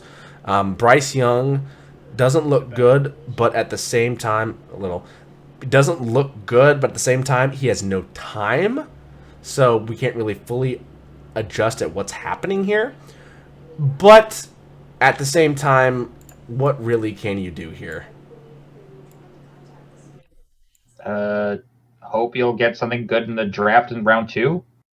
I guess, yeah. David Tepper sells the team. All you can do is hope. It needs the Panthers need to do something large. They need to land a coach in free agency in the offseason. They need to really revamp a lot of the things because they have some good pieces. I mean, when he's healthy, Hayden Hurst is a good option at tight end. Bryce Young will still out. Chuba Hubbard looks good as a running back. Adam Thielen is great. Maybe not a wide receiver 1 prospect. Good to be for him to be wide receiver 2, really a veteran guy. DJ Chark hasn't looked bad this season. On defense, Von Bell is still a very good option. Jeremy Chinn's also a very underrated cornerback. So you have some really good pieces. You just got a lot of other pieces missing that you kind of got to put together here. So we'll see how it goes for them. But this season is a wash with a capital W-A-S-H. As far as the Saints, just Do something consistently. Lose or win consistently. Fuck off. Speaking of fucking off, Zach Wilson.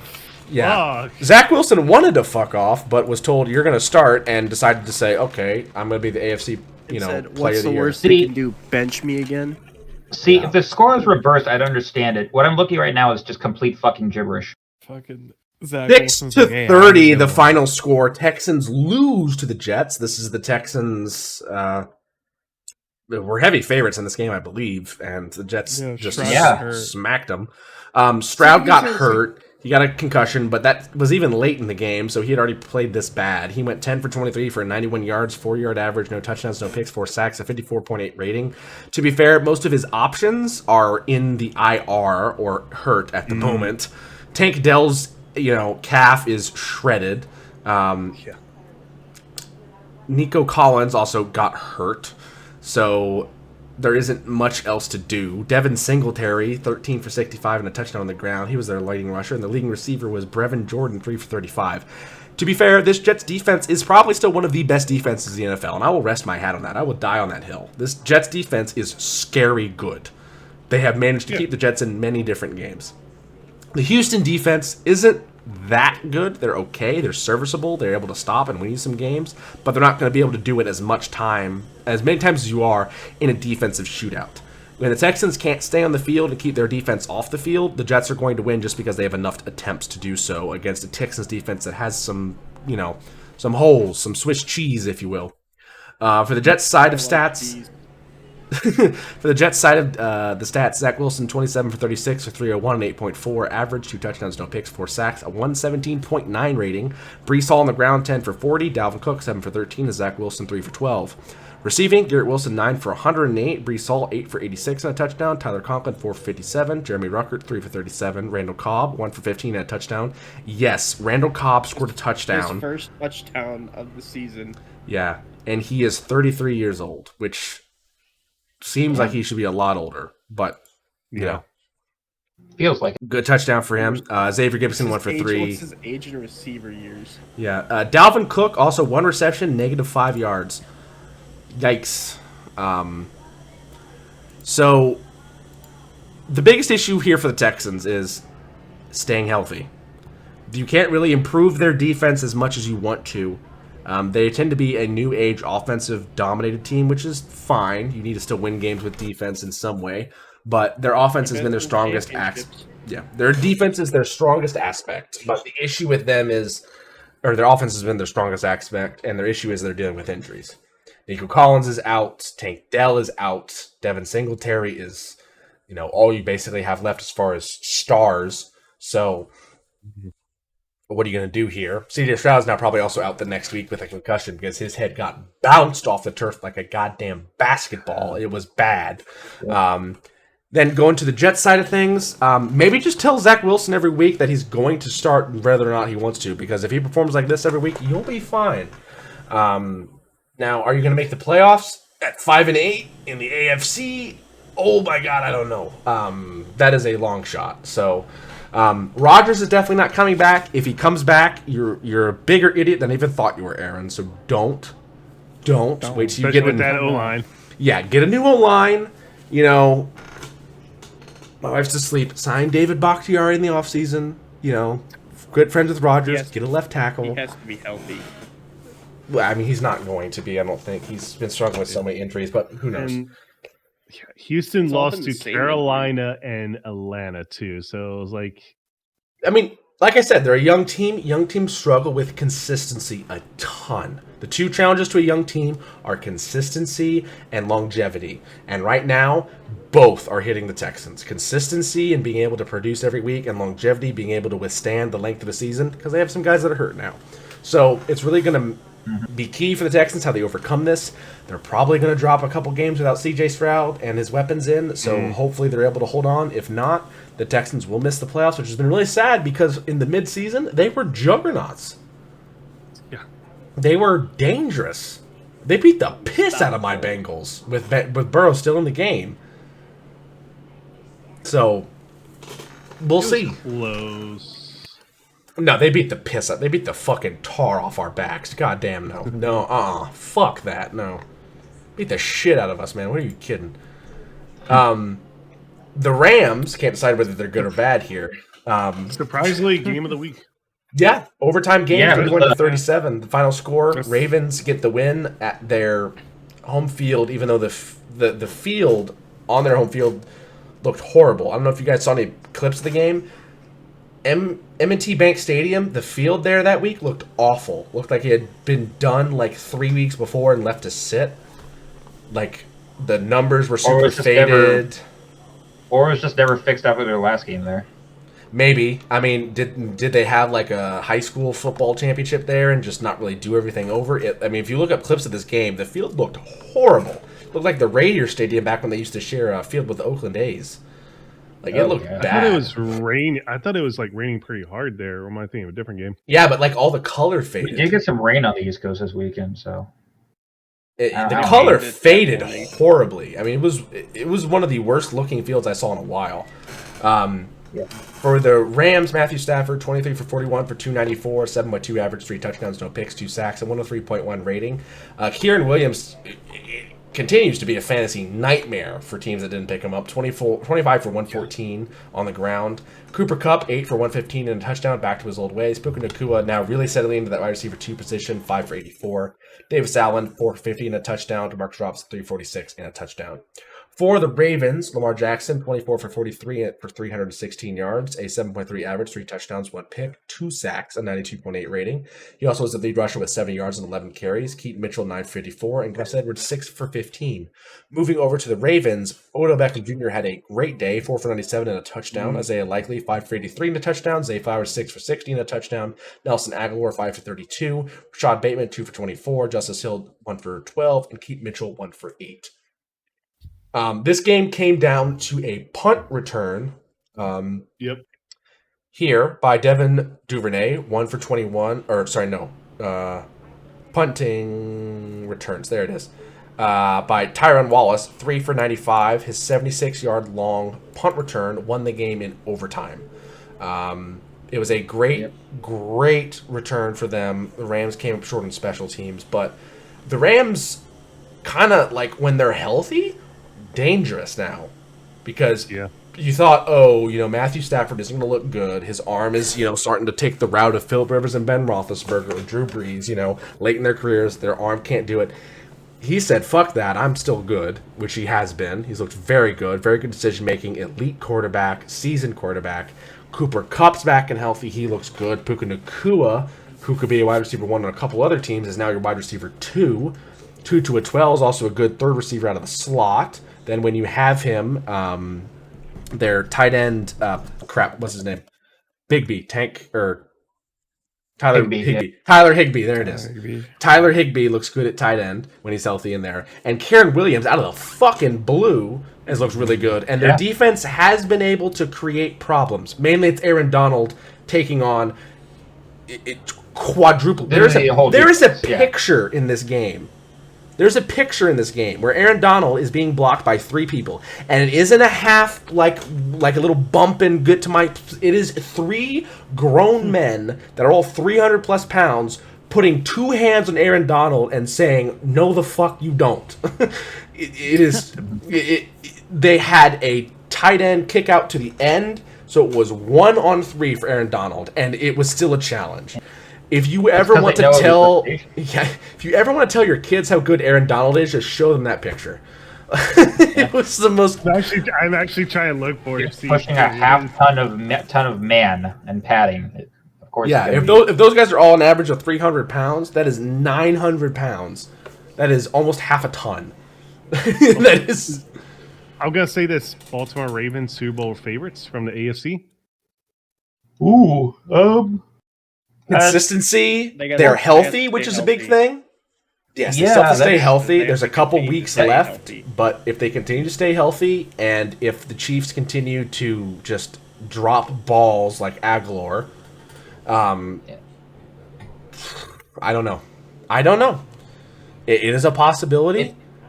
Staying healthy is a very big if for Baltimore over the past few years. So And I feel like they're kind of not many people are talking about Baltimore. They're talking about the Cowboys. They're talking about the Eagles. They're talking about the Niners. They're talking about the Chiefs. Yes, but we're talking AFC here because you've got. Well, yeah, the Chiefs. I know we AFC. said we're going to get into it later, but with AFC Chiefs, you've got Ravens and locking down their division, and they've also got the Jags. You've got the Dolphins. You've got a couple guys that look like they could be upsetters in the wild card, like the Browns and Browns. Bills are still on the hunt. They can make a comeback. No, I mean, the path is, again, like I said last week, the path is paved for Patrick Mahomes.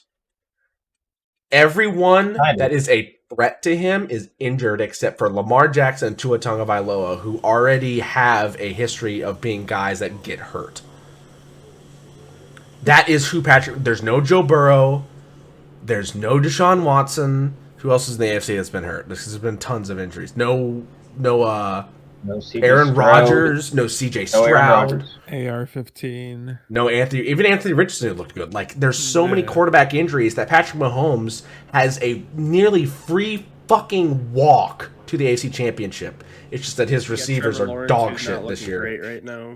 Yeah, and then Trevor Lawrence got his ankle nearly rolled up in half last week against the Bengals. Yep. Yeah, like he's not 100% right now. Yeah, there's so many injuries in the AFC. Like. If the Chiefs fucking win this year, I'm going to say this was the injury year for them. I will put an asterisk on that school. I will throw a fucking asterisk at that. I don't care. Chiefs have had enough Super Bowls that they can they can have one that was like the Lakers bubble championship in the COVID years. Like, there wasn't a real one, and the Chiefs fans will complain. I don't give a fuck. Cry like Mahomes did at the game. Don't care. Rodgers and the I don't count that. Vikings won. Fuck this game. Fucking hell. What's the score now? The Vikings won 3-0. Oh, never mind. No, we're talking about this game. We're not talking about it. Vikings won 3-0. The Joshua Dobbs Linsanity run might be over. I don't know. It might be too early to tell. The Raiders made it up next. The Raiders made it up next week, as we'll talk about at the last game. But we're not covering that anymore. I'm gonna throw up if I look at that any longer. True. Yeah. Oh. These games. Oh. Yeah. A good game here, though. 12-point game here. Seattle Seahawks 16, San Francisco 49ers 28. This was a game where we kind of already knew what the outcome was going to be. Like, the Seahawks put up a good fight, but they're going up against the 49ers. What do you expect? Also, without Geno Smith, they have Drew Lock. He went 22. They had Horsecock Lock versus Big Cock Brock. Oh. The dick battle. 22 for 31 for Drew Lock, 269, 8.7 average, 2 touchdowns, 2 picks, 4 sacks, 92.0 rating. Charbonnet on the ground, 9 for 44. Kenneth Walker, 8 for 21. Drew Lock, 3 for 5. Receiving, Tyler Lockett, 6 for 89. DK Metcalf, 2 for 52 and a touchdown. And he's got to be on roids. There were so many fights he started, dude. Like, if he doesn't have on roids, he needs anger management because it's nuts. Noah Fant, 2 for 35. Kenneth Walker, 4 for 33. Kobe Parkinson, 2 for 28 and a touchdown. Jackson Smith and Jigba, 4 for 25. Then for the 49ers, Brock Purdy, 19 for 27 for 368, a 13.6 average, 2 touchdowns, 1 pick, 3 sacks, a 122.1 rating. On the ground, McCaffrey, 16 for 145. Jordan Madsen, 4 for 20. Brock Purdy, 2 for 7. And Deebo Samuel, 1 for 1 and a touchdown. Same with Madsen, also had a touchdown. Receiving, Deebo Samuel led the way, 149 on 7 receptions and 1 touchdown. He had a total of 150 yards with 2 touchdowns, receiving and rushing. Brandon Ayuk, 6 for 126. George Kittle, 3 for 76 and a touchdown. Christian McCaffrey, 1 for 8. Jordan Madsen, 1 for 6. Charlie Warner, 1 for 3. Again, no Geno. Benched Mahomes for Purdy. Yeah. It's coming down to, when we're talking about the MVP race, I don't know why Christian McCaffrey isn't brought up a little bit more. His numbers have consistently been very good. He is a dual threat running back that has constant pressure to score in the air or on the ground, and he has put up very good numbers. But obviously, it's an MVP award, so it's only going to go to quarterbacks. So now people are talking about Dak Prescott, who had a very good week. I'll give him that. And we really can't knock the Cowboys anymore. They beat, the fucking Eagles. So, but also, Brock Purdy has also looked very good, so he could compete for an MVP as well. Tyreek has been hurt, so he might be out. And McCaffrey, people just aren't talking about him, which kind of is insulting because I feel like he's had an MVP caliber season. Yeah. But again, it's an MVP award. It's going to go to a quarterback because it's fucking stupid. I guess we skipped over Vikings and Raiders. Oh, yeah, I just said they won by 3. Yeah, we're done. I went to spray paint one of my miniatures. The Seattle Seahawks, it's tough. No Geno Smith. You know, you fall to 6 and 7 here. Kenneth Walker has taken he's taken a leap backwards from last year. Still might be part of that injury. I don't know. Jackson Smith-Njigba was a good pickup at receiver, and you can't keep DK Metcalf out of fucking fighting. Like, he needs to play hockey. Like, I don't... It's rough. It's very Save rough. the training for your MMA career when you're not in the middle of a football game. Also, that D-line is still bad. The funniest thing about this, though, is after the game, the San Francisco 49ers long snapper did a video where I believe he said, I think it was like time to get a new job in sign language to DK Metcalf, because DK Metcalf has been doing all the celebrations, like standing on, or like, I think it was like standing on business or something like that was his like sign language, because he doesn't want to talk to people, so he gets fined and penalized, so he does sign language now. So apparently the long snapper for the 49ers is pretty fluent in it and just shot back at him, which is hilarious. That's actually pretty fucking funny. Yeah. What the fuck? Yeah, look up the video of it. It's pretty funny. I can't remember what he said in sign language. But yeah, that's one of the funniest things is watching the Seattle Seahawks like TikTok or Instagram account, and they show DK Metcalf scoring, and he does all these hand signals, and obviously the internet team doesn't know what they are. So they'll just, you know, all the comments will be, what did he say? What did he say? And, you know, people have to look it up and everything like that. So, Pepper is his name? I think I do not. If you're asking me who the long snapper is for San Francisco 49ers, it could be fucking Betty White. I don't know. Okay, the translation. I got the translation thanks to a YouTube short. 14. Fuck around and find out. Yeah. Yeah. I love long snappers. That's a good Still unhinged. Long snappers are crazy. But yeah, anyway, great win by the 49ers. Tough loss for the Seattle Seahawks. But again, Geno Smith really hurts. Funny. All right, Bills Chiefs, and before we get into this one, we don't need to talk about. Skip it. No, we're gonna talk. What do you mean we need to talk about it? What's wrong with this? I mean, we're gonna talk about what everyone else is talking about. Kadarius Toney. Yeah, Travis got his Bookie Bear in attendance. I already know he about to show out. Ever Pat Quavius Mahomes did not get the memo. Fans still trying to find parking. We already got a tip to it. Josh Allen wasted no time throwing the ball. You already know once Josh Allen get outside them hash marks, some shit about to go down. You already know when Josh Allen get close to that sideline, he finna get real creative. I think the offensive coordinator got to play just for Josh Allen called fuck. Just get Josh Allen the ball and he figured that shit out. He just say fuck. This shit had to been like trying to stop an 18-wheeler going down one of them hills in San Francisco or something. Every time Josh Allen do something crazy, Pat Quante Mahomes gonna do something crazy. Josh Allen said fuck it, I want to see that shit again. Threw an absolute laser. I don't think I'll be showing running backs enough love unless they stiff arm a motherfucker. Shit right here was elite, bro. I like seeing shit like, oh. What the hell? Yeah, this shit right here gonna make the NFL start banning celebrations again. Chiefs get on the board real quick, get within one score. It's the Chiefs we're talking about. Two good things cannot happen in a row. Trevious with the little screen that Clyde Edwards hilarious. Bro, you 5'1", you ain't even supposed to be doing shit like that. Said Josh Allen get outside them hash marks, some crazy shit finna happen. Because first of all, how the fuck he get this pass off? If that pass right there confirmed that Josh Allen on prep is all the confirmation I need. If Derek tells them they go find a whole rock in the sample box. Bills get in field goal range, they kick a field goal, they go up by 3. Solid to Patrick Mahomes. Throws a laser to Kelsey. Kelsey off 17 PBRs. He said, fuck it. Dickory, we got some trickery. Wait a minute, dudes out there like, hey, ref, I'm gonna fuck you up, man. That shit ain't cool, man.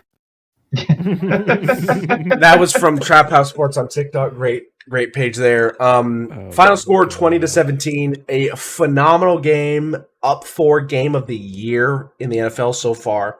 Really good game. Came down to the final play. Now, there was some stuff going on at the final play. Basically, what happened is Chiefs lined up in a shotgun set. 2 wide receivers on either side out. Kadarius Toney was just to the left in the slot position, and his foot was clearly across the line. His foot, he was leaning forward. Yeah, his shoulders were basically in front of the football that Creed Humphrey was snapping. Play got hiked. Travis Kelce was able to run a route. Patrick Mahomes got on the ball. Amazing pass. Kelce then threw a lateral mid-play. One of the most amazing laterals I've seen. Not rehearsed. It's up there. It was a random thing. Kelce threw it. It was a tight spiral. Landed in, I think it was it Tony's hands? And then ran it in for a touchdown. Tony's hands, too. Yeah. Tony got it, walked into the end zone. Chiefs would have been up 4. Would have been 24-20 the final. Basically the final score. The Bills would have had basically no time. They got called back because obviously Kadarius Toney was offsides, and then the Chiefs go into an uproar. Basically, every Chiefs player that did a post-game interview basically said the refs can't call that. Basically, meaning you have to let him play. Yes. Patrick Mahomes basically said it was a Hall of Fame level play that they had to call back because of the offsides, that you shouldn't call that. Oh, well, it's almost like that happens to every team every now and then. It baffles me because people start coming out with videos of how many times the Chiefs have been bailed out in the Super Bowl. What was it, Bradbury on that holding call that got the Chiefs the first down in the game Super of the Bowl? year when Jawan Taylor was offsides literally every fucking snap? Yeah, false starting. Jawan Taylor would you would say hike, and Jawan Taylor would be 5 yards back in a 7-man split, basically, just leaping backwards. Karma's catching up to them. I cannot understand how the Chiefs have the hypocrisy and the density of a fucking 25-pound bowling ball to not realize that the refs have been giving them the sloppy toppy for the last 300 games. And the one time the refs make a actual call that is a good call and that is verifiable via video that he was offsides, you throw a fit like you just got fucking shafted when you didn't. The refs. I'll be honest. As someone who I find it extremely funny how Andy Reid's usually you get a warning in that situation. No, usually in those situations where you get a warning, it's a middle school game where there's kids that don't understand the game of football and the refs are trying to teach them instead of throw a flag. If I may add on to that, apparently after the game, one of the refs on that crew said that before the game played, Tony was looking at him like confidentially, like, "Is this too far? Is this too far?" And they still let him play the thing anyway. He's not going to tell you. What do you think? I thought you could. That would be like saying yes. You could look at the ref, and there was Kadarius Toney looked at the ref, and the ref said move back, and Toney basically looked immediately back. It wasn't like a look and check if the ref says anything. It was just a symbol of and then look back forward. If you watch a lot of these NFL receivers, they just declare what they are on or off, and they look at the ref, but they don't actually pay attention to what the ref is telling them. The ref, they point at the ref, and then the ref is supposed to signal. If you go straight up with your arm, you're on. If you go back, you're off the line. The ref's also got 21 other guys to keep an eye on. He's not gonna tell you.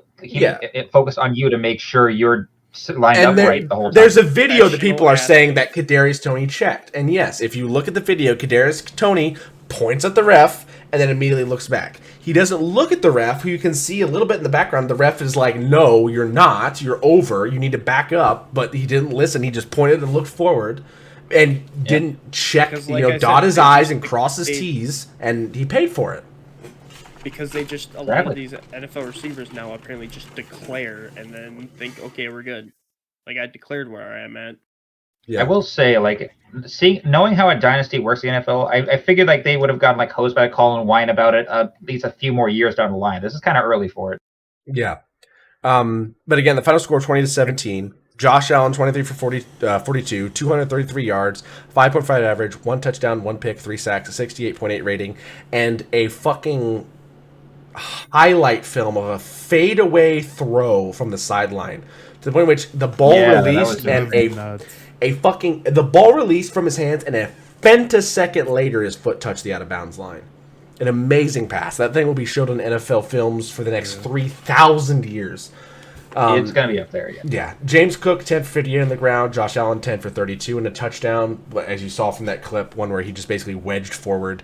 And Ty Johnson, 5 for 19. James Cook receiving, 5 for 83 and a touchdown. Dawson Knox, 3 for 36. Deontay Hardy, 1 for 25. Stephon Diggs, 4 for 24. Latavius Murray, 1 for 21.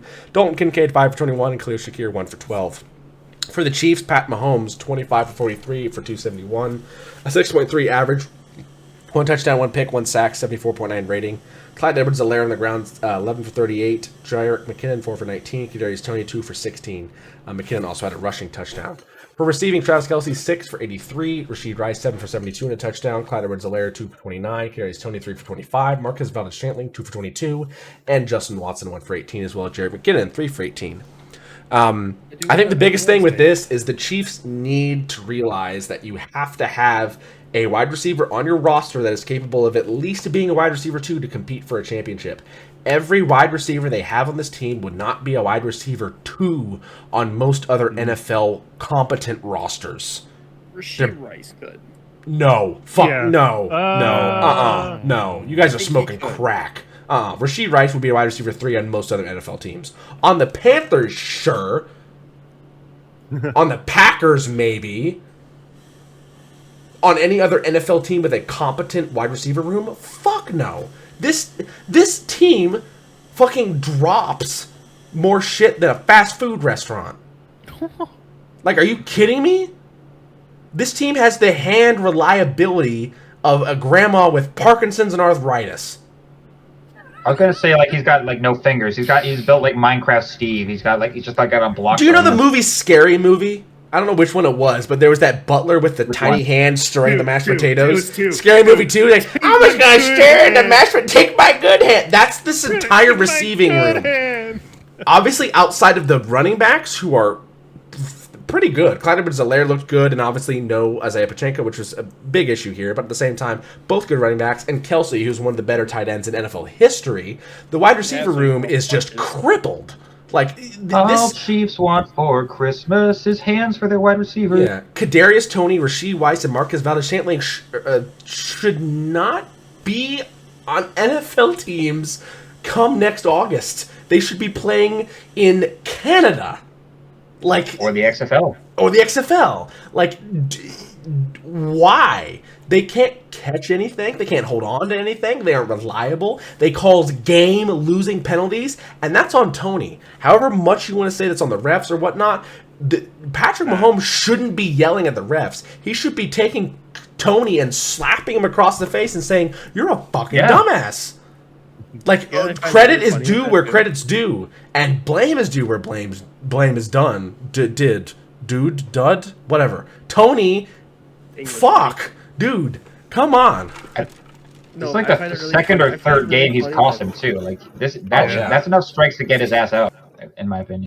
When Patrick Mahomes' wife posted the MVP and it was a picture of the ref, and it was the wrong fucking ref. Like, the ref that had nothing to do with the call. She's like, MVP. I'm like, that's not the ref that made the call, you dumb bitch. Yeah. This is kind of one of those weird things. Like, the refs actually got it right, but because they've been so shit for the past couple of years, you would kind of have to admit the refs officiating just in general has been shit for the past couple of years. I'm confused. This isn't correct. I'm confused at how the Chiefs are so oblivious and dense to realize that this is a call that was made against them, whether or not they believe it's the right call. The Chiefs have also been subject in the past, the Super Bowl and this year have been subject to so many ref ball calls made their way that why are you even saying anything? A late head out of bounds last week. Yeah. Like, you should not be saying anything as far as we deserve this call or the refs are always against. The refs are always on your fucking side, and now you want to complain? What are you doing? I did say in Mahomes' second year, I said this guy's going to be one hell of a whiner because he was begging for a lot of calls. Oh, it sounds so funny when he whines. And now it's like even worse. Like, you go to shake the opposing quarterback's hand and you are still bitching. Yeah, that is Patrick. Oh, if I'm Josh Allen, I would say shut the fuck up and suck it up, you dumbass. Yeah,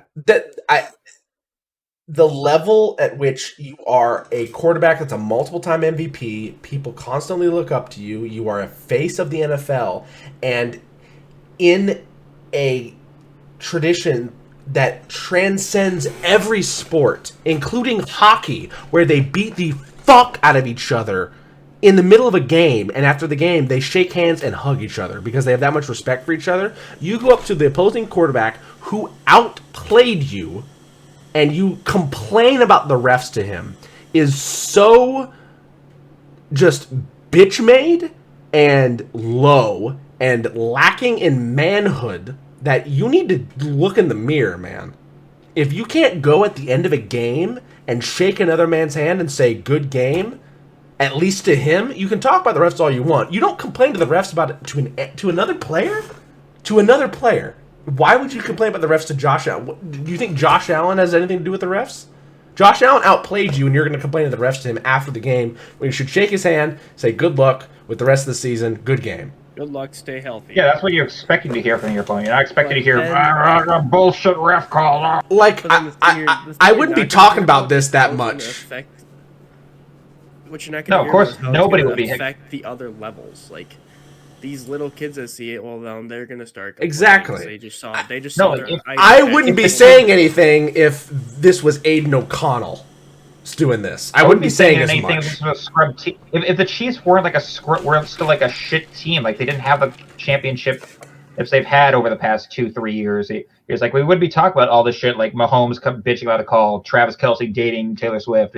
If like all the shit that nobody really would care about if this was happening on any other team except the reigning Super Bowl champs. Yeah, the biggest thing is it's how big Patrick Mahomes is in the spotlight. If Aiden O'Connell was complaining about the refs at a post-game handshake, you might get a quick little ESPN 5-minute blurb on it. But Patrick Mahomes complaining about it, there are people that like look up to you in ways humans should never be looked up to in the first place, but they treat you as like deities almost. So like you need to set an example. They put their pants on the same time as you. The only difference is they got a Super Bowl ring on their finger and you don't. Yeah, like you have to set a better example as the best player in the NFL for multiple years running, debatably. You know, obviously you've gotten the MVP a couple times, and you MVP last year, and then you're complaining about the refs. Like, I do agree though that Roger Goodell has come down hard on them, and he said that there will be repercussions for those that spoke out about the refs. So there should be hefty fines on multiple Chiefs players that talked about this. So hopefully that does come swiftly. Pun not intended. But they didn't do anything to the Dallas Cowboys a couple years ago after the San Fran game. How about damn Broncos? They're playing against the Chargers. What do you expect? So this was Justin Herbert's last game of the season. He injured his hand, broke one of his bones in his hand. So in the index finger. Here. This is it's on throwing hand. It's not gonna. This is the making of a Justin Herbert who is no longer Mr. Nice Guy. Next season, if Brandon Staley's gone, they get a couple other weapons. This would be a very good time for Justin Herbert to enact his revenge because they definitely need it. Russell Wilson, 21 for 33 for the Broncos. They won 24-7. He went for 21 for 33 for 244, 6-point average, 2 touchdowns, 1 pick, 2 sacks, 91.0 rating. Rushing, Javonte Williams, 17 for 66 and a touchdown. Jaleel McLaughlin, 5 for 25. Samaje Perine, 2 for 8. Russell Wilson, 6 for 5. And Michael Burton, 1 for 2. For receiving, Cortland Sutton, 5 for 62 and a touchdown. Samaje Perine, 3 for 36. Lucas Krull, 1 for 35. Javonte Williams, 3 for 25. Adam Trotman, 2 for 19 and a touchdown. Jerry Jeudy, 2 for 16. LeJordan Humphrey, 1 for 12. And Marvin Mims Jr., 2 for 11. For the Chargers, Herbert, 19 for 17 for 96 yards, a 5.6 average, no touchdowns, 1 pick, 4 sacks, a 45.2 rating. His replacement, Easton Stick, and no, that is not the hockey company, Easton, that makes hockey sticks. That is Easton Stick, 13 for 24 for 179. 7.5 rating, no touchdowns, no picks, 2 sacks, and a 78.3 rating. On the ground, Eckler, 10 for 51 and a touchdown, and Isaiah Spiller, 6 for 19. Receiving, Quentin Johnson, 3 for 91. Keenan Allen, 6 for 68. Austin Eckler, 5 for 49. Gerald Everett, 5 for 39. And Donald Parham Jr., 1 for 11. Keenan Allen also got injured in this game, and as you'll see coming up in a couple of reviews, it's our last review since the Thursday night game, Keenan Allen did not play tonight in the Thursday night game against the Raiders where the Chargers got. Yeah, this one, it's all downhill from here. Mollywopped. Fucking mollywopped. Whatever you want to call it. Yeah, Broncos, if they can maintain a semblance of consistency will probably be something to deal with in the playoffs. They will probably be able to sneak into a wild card spot, and if they're lucky, they could overtake Kansas. Kansas is 8-5. Denver is 7-6. Not impossible. Kansas lose 2 straight. Denver wins 2 straight. Denver's above them. So we'll see what happens. But Russell is back to his old ways, and Sean Payton is scumbagging it as always. So we'll see how that deals with it. Chargers probably wish they hadn't gotten rid of Max Duggan. I don't know if he'd do better than Easton Stick, but he might be able to run a little bit more. Because I think an actual Easton hockey stick would do better than Easton Stick did tonight. Oh, Jesus. An Easton baseball bat could do better. Yeah. This was basically, it was kind of a game. Herbert got hurt, and then it wasn't. So the Chargers, barring that the Browns don't lose out, have probably been the most disappointing team in the NFL this season. Maybe besides the Carolina Panthers, who had some hopes with retooling a lot of their roster. No, the Chargers. I don't know if the Panthers had that. The Panthers got a ton of weapons in the offseason, though. The Panthers retooled almost everything. But the hype for them died out real early. Yeah. The Chargers was always that hype because Justin Herbert, and then next thing Justin Herbert gets blamed because the defense sucks ass. He gets hurt, Justin Herbert to blame. Special teams mess up, Justin Herbert's it's like everything's Justin Herbert's fault when it wasn't. Yeah. He's a scapegoat because he's the only likable face on the franchise. Herbert, I wouldn't be surprised if Herbert asks out because this is a bad situation. Your top receiver, Keenan Allen, Keenan Allen has fucking one arm. Like, if you look at pictures of Keenan Allen without his shoulder pads on, motherfucker has like a railroad spike sticking out of his collarbone. Yeah, I remember. I still remember that picture, and I cringe every time I think about it. Austin Eckler is getting slow. Your O-line is about as reliable as the Bengals O-line of 2 years ago, and you're getting injured, and Khalil Mack shows up every 13 games. So, also, Bosa can't stay healthy either. Get out. This is like the Jordan Peele movie, Get Out. Go to the Falcons, and you might actually have a better chance here. You might be the next Matt Ryan, and at least you'll make a Super Bowl and choke there. But you probably won out, but Chargers will say no because they have to pay him. They gave him that contract. Brandon Staley, good luck coaching the fucking Arlington Renegades. Anyway, Macedon, you're not going to like this one. Oh, no, I already don't like it. Once I was watching the first half, nobody likes it. You let the fucking Cowboys shit up. Now, hold on. Cowboys. I don't think we can diss the Cowboys anymore. They won their fan base we can, yeah. Well, their fan base we can, but they won back-to-back weeks against teams over 500, and one of them was the Eagles. They're now leading the NFC East, probably the toughest division in football. If not, then it's the AFC North or the AFC East. So, what are you going to do? The problem with the AFC North is all the injuries. Oh, yeah. QBs. Oh, yeah. Or just injuries in general. The Cleveland Browns have the most injuries in the entire NFL. Cool. I think the Cleveland Browns have 5 players injured more than the nearest team. Which would be the Packers, probably. Yeah, my wife is always complaining about the injury list. Cleveland Browns total players injured 18, Patriots 16. Yeah, we got hampered with injuries, but the Browns definitely got it worse. The Browns also cut a couple guys that got injured, I think, too. So, but anyway, 13-33, the final score. Dallas Cowboys shock the Eagles, splitting the season series with them at AT&T Stadium. Jalen Hurts, 18 for 27 for 197, a 7.3 average, no touchdowns, no picks, 1 sack, and 88-yard rating. Or 88 overall rating. DeAndre Swift, 11 for 39 on the ground. Jalen Hurts, 5 for 30. Kenneth Gainwell, 4 for 28. And Boston Scott, 3 for 9. Receiving, A.J. Brown, 9 for 94. Devontae Smith, 5 for 73. Dallas Goedert, 4 for 30. And Olamide Zaccheaus, 1 for 28.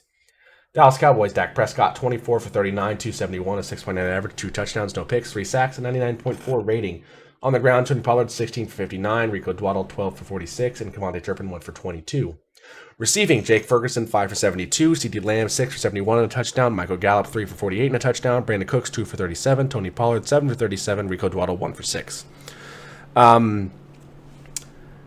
The issue I have with this is I feel like this is going to catapult Dak Prescott into the top of the MVP conversation over Brock Purdy, which I don't like. Because the Dallas Cowboys fans are already unbearable enough.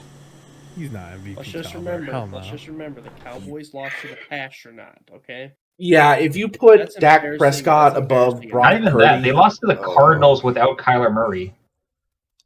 Yeah, to the Astronaut. Oh yeah, I'm thinking of the Vikings one game.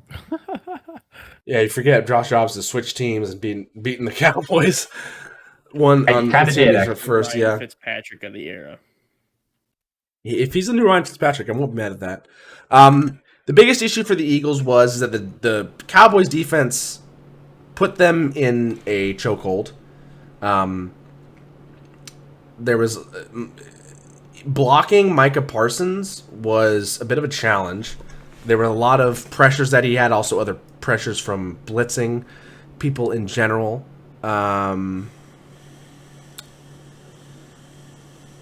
Micah Parsons had a QB hit, a sack, and a tackle for loss. So even with Lane Johnson and Jordan Mailata covering the edges, right and left tackle respectively, Micah Parsons is still a beast. On the other side of the ball, Tyron Smith was putting on a clinic at left tackle, looking like probably the second best left tackle in the league behind Trenton Williams. There was barely any pressure on Dak Prescott. He has a wall in front of him, even though he had 3 sacks. Those were mostly from extra blitzes. And the secondary of the Eagles is injured all the fuck. Yeah, it's bad. Regardless of injuries or not, there's not many people out there that are able to make plays, and they're bullfighters. Ole! And the guy goes by him. So, the Eagles have a lot of issues to address. That secondary has got to get healthy come playoff time. Eagles are going to make the playoffs. This isn't the end of the world for them. But at the same time, you've got to be able to beat the best teams to win the Super Bowl, and they're going to need a good secondary because every team in the NFL nowadays prioritizes the pass unless you're the Washington Commanders and you're stuck in the 70s. And let's see, Eagles went from the number 1 seed down to the 5th seed because of this loss. Well, yeah, you're automatically, if you don't win your division, you're not in the top 4. I know, but I'm just saying, it's like this was a big game for both teams. The way the NFL does playoffs is very different from most other playoffs in professional sports in that they take the division leaders. Divisions mean something.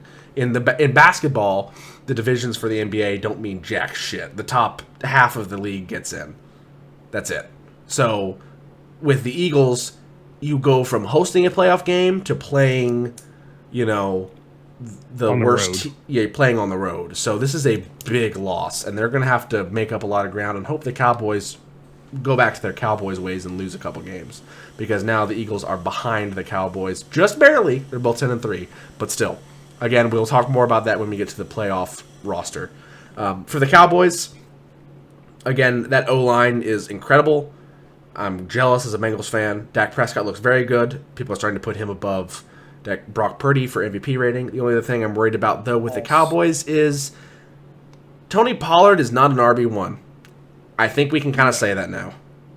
Yeah, he showed it last year, but then apparently not anymore. Yeah, I don't know what you're going to do here with him, because you need to get an RB1 in there, maybe try to pick up someone in free agency. We'll see.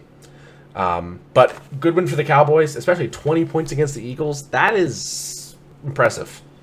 Very impressive. Pissed me the fuck off. I bet. Upset City. Okay, talking about injuries. But talking about injuries, Dolphins got injured this game. They're like four of their offensive linemen are out, their starters are out. Tyreek Hill got hurt. Jalen Waddle got hurt. Another person got hurt. Jesus Christ! If you want to know why the Titans won this game, watch this. Yeah.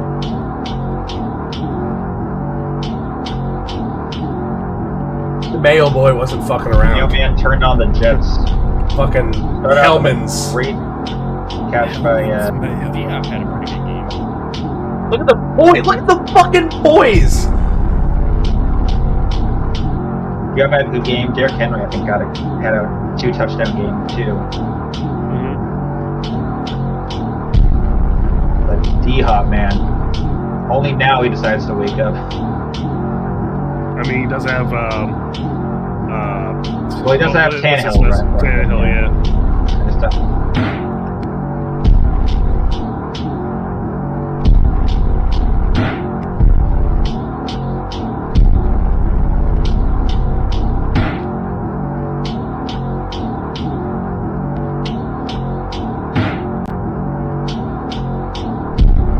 Keep in mind, this happened within 3 minutes as well.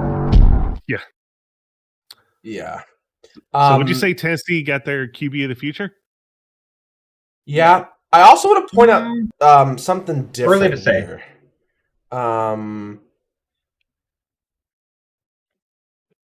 Oh, whoops. Jalen Ramsey tugging his head. Well, and getting he looks more like he's trying to do a yoga pose and a tackle. Here, this is quarterback out of Kentucky, Will Levis. That is multiple-time Pro Bowl or Super Bowl champion Jalen Ramsey. Yeah, that's what happened. That is a pocket passing quarterback. Will Levis is not a scrambler. He's not a. Will Levis is jacked. Will Levis is in the downward dog position, I believe. That's what they call it. No, Jalen Ramsey is. Yeah. Like, look at this. This motherfucker is just has that dog in him. Like. He's got that dog in him along with coffee and mayonnaise. Biceps. Look at this fucking guy. Like, fucking chiseled. Motherfucker's built like Austin Theory. Like, I don't know what they're putting in Hellman's, but it must be protein powder. Because I eat Hellman's. Why don't I look like that? Yeah, like, dude, this is one of the best cornerbacks in the league, and this guy's getting folded like a fucking piece of paper. To be fair, Jalen Ramsey went into that tackle like a fucking idiot. I mean, he tucked his to be head. quite honest with you, what true defensive backs, not nickel backs, what true defensive backs have good tackle mechanics? None. Nickel backs can tackle well. Defensive backs, just like they're all night train lanes. They just throw their bodies in random ways. They go for a kneecap. They go for the kneecaps. Yeah. So ankle biters, literally. Titans, if you don't believe that you have your quarterback of the future, I don't know what game will tell you more. Now, obviously, he's got to keep continuing to perform at this level or somewhere near it, but at the same time, that right there is a motherfucker who wants to win badly, to be able to challenge a DB who is a multiple-time Pro Bowl or Super Bowl champion, best of his class, and just basically say, fuck you, and putting a shoulder down. This is the same guy that threw a pick, and his first instinct wasn't to complain like Eli Manning, like, oh. His first instinct was to I'm gonna go get that shit, and caused a fumble. He's got that dog in him just about as he's got. Fuck a dog. This guy got that fucking bear in him. Fuck a dog. This guy's got like a fucking bear in him as he has an equal amount of Folgers. He's got like a rabid fucking chihuahua mixed with a goddamn velociraptor. Like, this guy's on another plane of existence. And Will Levis led me with the weird comments. You were the one that said you can't lead a horse to water if its feet are glued to the tarmac. You, dude. You were the one who said it, though. You're the one who said it. Tennessee Titans 28, Dolphins 27. Will Levis a Michael Scott, Wayne Gretzky quote. Will Levis 23 for 38 for 327, an 8.6 average, 1 touchdown, 1 pick, 1 sack, and 86.2 rating. Derrick Henry 17 for 34 on the ground for 2 touchdowns. Tajay Spears 7 for 29, and Will Levis 4 for 15. Receiving, DeAndre Hopkins 7 receptions on 12 targets for 124, 17.7 average, and 1 touchdown. Tajay Spears 6 for 89, Chugoza Mokonkwo 5 for 46, Nick Westbrook Akine 2 for 28, and Chris Moore 1 for 22, as well as Derrick Henry 1 for 17. Miami, Tua Tagovailoa, 23 for 33 for 240 for a 7.3 average. No touchdowns, no picks, 5 sacks, 32 yards in negative yardage for those sacks. Ooh, excuse me. A 90.5 rating. Maheem Mostert, 21 for 96, and 2 touchdowns on the ground, as well as Akini, 7 for 47, and Tua, 3 for 15. Achan, right. Receiving, Tyreek Hill kind of went out of the game, didn't stay to the very end because of injury. that really hurt the Dolphins, as Tua seems to be codependent with Tyreek. Jalen Waddle, 6 for 79. Tyreek, 4 for 61. Cedric Wilson Jr., 3 for 30. Devon Khan, 5 for 24. Durham Smythe, 2 for 16. Alec Inkwood, 1 for 13. Braxton Berrios, 2 for 13. Titans are eliminated from playoff contention. They had no reason to go out there and ball like they did, but the poise, confidence, and just desire to win from Will Levis was what propelled them to this victory. Amazing poise, as from that video, amazing poise in the pocket. He should be the Titan starter from here on out. Tannehill should be out of a job, as Galami said. And he's really pick him up though as a backup. Yeah, I mean Will Levis has brought some life into this Titans organization, and I like it. Yeah. I like it. Not bad. Bright future. Get a new coach though. I mean, he's already got a chip on his shoulder because everyone didn't pick him early. They picked guys above him who are performing worse than him. Bryce Young has not performed as well as Will Levis. To be fair, most of us also agreed with that. Not picking him right away. Oh yeah, no. I mean, he still has some talent, but so yeah.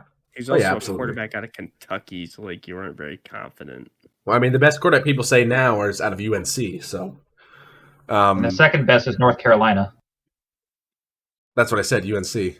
Best one is out of UNC. Oh, I thought I said USC. I'm thinking Caleb. No, I heard USC. Caleb Williams is not going to be good in the NFL. I'm gonna come out and say that now. I'm not going to come out and say that. USC quarterbacks don't really do well. Look at guys like Sanchez, Darnold, Carson Palmer. They'll have like 1 year of glory and then they'll really fall off. My sweet summer child, Carson Palmer. If only he got mono, saw ghosts, and then got traded to the Panthers. For the Dolphins, you better hope Tyreek's healthy for the playoffs, because if not, you guys are fucked. Your entire offense relies on his ability to just outrun everything on planet Earth. So, hopefully that changes for you guys. The Dolphins still are a very tough team, but this was a bad loss. It was a bad loss. So hopefully you can rebound from this and perform better. But if not, it's going to be a quick playoff. It's going to be one game, and you are fucking done. Or the Bills take over the AFC East, and the Dolphins have to be in the wild card. We deserve it. Also, Gorlami, you said, what did you say? Did you say in the start of the season that Green Bay was going to have a better record than the Cowboys? That's just because I hate the Cowboys. I know, but you were fucking hard on that shit. My favorite team in the NFC is the Packers, by far. But at the same time, you cannot not like Tommy DeVito. Jersey kid playing for the New Jersey Giants. They're not from New York, but at the same time, just look at, you can't make that up. I was gonna say, that's his agent too. It looks like the fucking 20s mobster. This guy walks out to the Sopranos theme. His mother would host the offensive line and give them cutlets. As he should. Oh That's my fucking goodness. nuts, dude. Oh my goodness, man. And they won by 2 points. Monday night, there was a doubleheader. Packers lost 24 to 20. To be fair, Tommy DeVito was going up against the Joe Barry defense. Tommy DeVito. To be you fair, gotta do it right, Tommy Gorlami. You gotta Cutlass is do. cutting your dick off, all right? Listen, What? I will give you Whoa. the fact. All right. And Mastodon has died for the third time on this stream. Anyway, Dude, I said that joke like earlier in the group chat. I'm just telling you. yeah. What? Joe Barry is a horrible coordinator, and this game should prove to Packers fans and Packers management that he needs to be unemployed ASAP. Really? So, We're speaking with there's the that. manager right now. At the same hit him time, you also did not sack a New York Giants quarterback when Daniel Jones was sacked 9 times earlier this season. And this is their third string quarterback out of Illinois. And keep in mind, Sack this how many times? this O line is almost utter garbage too. Yeah. I mean, yeah, Evan Neal when he wants to play is good, but other than that, When he wants to play. yeah. Final score 22-24. The Giants make a miraculous comeback in the final quarter, getting a field goal to win the game from a very, very early-looking Randy Bullock. I don't know if I've seen a kicker with that much oomph in him since Sebastian Janikowski. Randy Bullock looks like he's really enjoyed the cutlets at Mama DeVito's house because he was Randy Bullock's put on some pounds, all right? You know what I'm saying? Capiche? Jordan Love, 25 for 39 for the Packers, 218, 5.6 average, 1 touchdown, 1 pick, 2 sacks, a 76.7 rating. On the ground, not much going. A.J. Dillon, 15 for 53, Jalen Reed, 4 for 38, Patrick Taylor, 4 for 30, also a touchdown for Jalen Reed on the ground. You guys also give Jalen Reed a reverse play every 3 plays, it seems like. That's maybe like kind of That the two-point Bengals. conversion where they ran the sweep with Reed really, really grinded my gears. Yeah, you got to get that 2-point conversion to take it to overtime. Good old Matt LaFleur. Don't. That's your coach. He's a good play caller. Matt LaFleur is a good play caller. That one call was not his brightest moment, but at the same time, And he will admit it that. worked a bunch of times. Yeah, that reverse has worked a lot. You know, when you know he's going to end up hitting contact right there, you don't put your smallest receiver in that situation. I think the best thing to do in a 2-point conversion is honestly set up in goal line, play action, have the tight end bump and run a 2-yard fade off a bump and fade, you know, and then pitch it to him, or you have the opposite side tight end coming across. Jordy Nelson in the corner. You have neither of those players anymore. So the Giants, the Giants defensive line led by Sexy Dexter Lawrence and Kayvon Thibodeau Sexy Dexy. It's like Dale Thibodeau. Sorry, I had to do that. I had to do that. Sexy Dexy and Kayvon Thibodeau really shut down the run. As far as receiving, Tucker Kraft led the way, 4 for 64. Romeo Dobbs, 4 for 32. Jalen Reed, 8 for 27. A.J. Dillon, 2 for 25. Samori Toure, 2 for 22. Patrick Willis, 2 for 22. And Devontae Wicks, 2 for 20. For the Giants, Tommy Cutlets DeVito, 17 for 21 for 158, 7.5 average, 1 touchdown, no picks, no sacks, a 113.9 rating. He is the NFC Player of the Week, believe it or not. Saquon Barkley, 20 for 86 and 2 touchdowns on the ground. DeVito, 10 for 71. He's actually got legs. Might not be Vanilla Vic, but honestly, we'll talk about this more once we know the stats. Vanilla Vic. Yeah, that's been Daniel Jones' nickname for a while, man.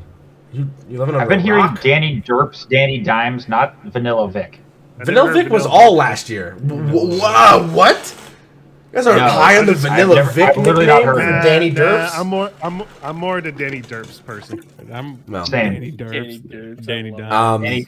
Receiving, Wandale Robinson, 6 for 79. Isaiah Hodgkins, 2 for 22 and a touchdown. Danielle Bellinger, 2 for 15. Saquon Barkley, 3 for 15. And Darius Slayton, 2 for 14, as well as Jalen Hyatt, 2 for 13. Big question after this game people are asking a lot is Tommy DeVito has looked very good for the Giants. Might lead them even to a playoff spot, but at the very least has put some hope back in the Giants organization. And it's gotten a lot of people who don't really like football, I'm even fucking doing this right now, into football. Mm-hmm. Because he is bridging the gap between football and the Italian-American culture of the Manhattan and extended region. I mean, the guy walks out to the Sopranos theme. So, like, this is a culture pick for them. He's doing a better job than Taylor Swift bringing fans into the NFL. I mean, do the Giants have a competition for the quarterback spot when Daniel Jones is healthy? Do they give it back to Daniel Jones? Do they keep Tommy DeVito and try to trade Daniel Jones in that fucking whopping contract? Like that's DeVito. Here's the thing. I would say that's the thing though. The contract. If it was no contract, okay, I could see that happening. But that's true. There's that contract that they signed. Are they gonna basically go? There's that dead cap. Go away, Daniel Jones, and take that dead cap when they want to win now? But I think they're not exactly built to win now, though. In a very, but what I'm saying is very mediocre. In a very controversial podcast that Ben Roethlisberger had about how he said the Steelers persona and culture is kind of gone. I saw that. No, Yeah. it's not. They still look down the Yeah. competition No. and lose. Troy Polamalu did say 500 or that bust. talent wins championships, culture creates dynasties. DeVito already has created a culture. For once, the culture is actually damn good. Yeah, like he's created a culture that isn't, and that Italian. he's created one that isn't like horrible, like or one that he didn't. Mafia blood, you know. Not that. No. He's created. It's not Dan. He's not Dan Snyder. Right. He's created unintentionally a culture within the Giants organization that everyone kind of supports him, and there are more fans for him now, and people are talking about him in sport. Like, people are talking about a third-string quarterback out of Illinois leading the Giants to beat a 6-7 Packers team. People are talking about that on sports shows on ESPN in prime time. Like, no one would be talking about this if this was, like, C.J. Beathard. If C.J. Beathard led the Giants over the Packers, they'd be talking about, it'd be all focused on the Packers. The Packers suck. Joe Barry needs to be fired. But instead, because this guy has roots in the region, he's from the region, he's a hometown kid, he's getting more people into the sport, there's a cultural background, he's created this persona within the Giants organization and with the fans and with the players and with his linemen that is bringing them closer together, and that camaraderie will win you games. There's a certain aspect psychologically to that. For me, for that, when you're saying that, it's because it's the New York, it's the big market New York team. If he was on the Cardinals and beat the Green Bay Packers, almost nobody would talk about it. Yes, but Arizona DeVito Cardinals. is from Jersey. He played in MetLife in his state championship. He's from the region. He took less money to live in the region. He took so much less money that he didn't even buy an apartment. He's living in his mother's house. I mean, that's like Italian way. Let's be honest. I mean, I know, but I gotta say this also. It's New York. It's the big media, no matter what. The big news media, the false news, fake news.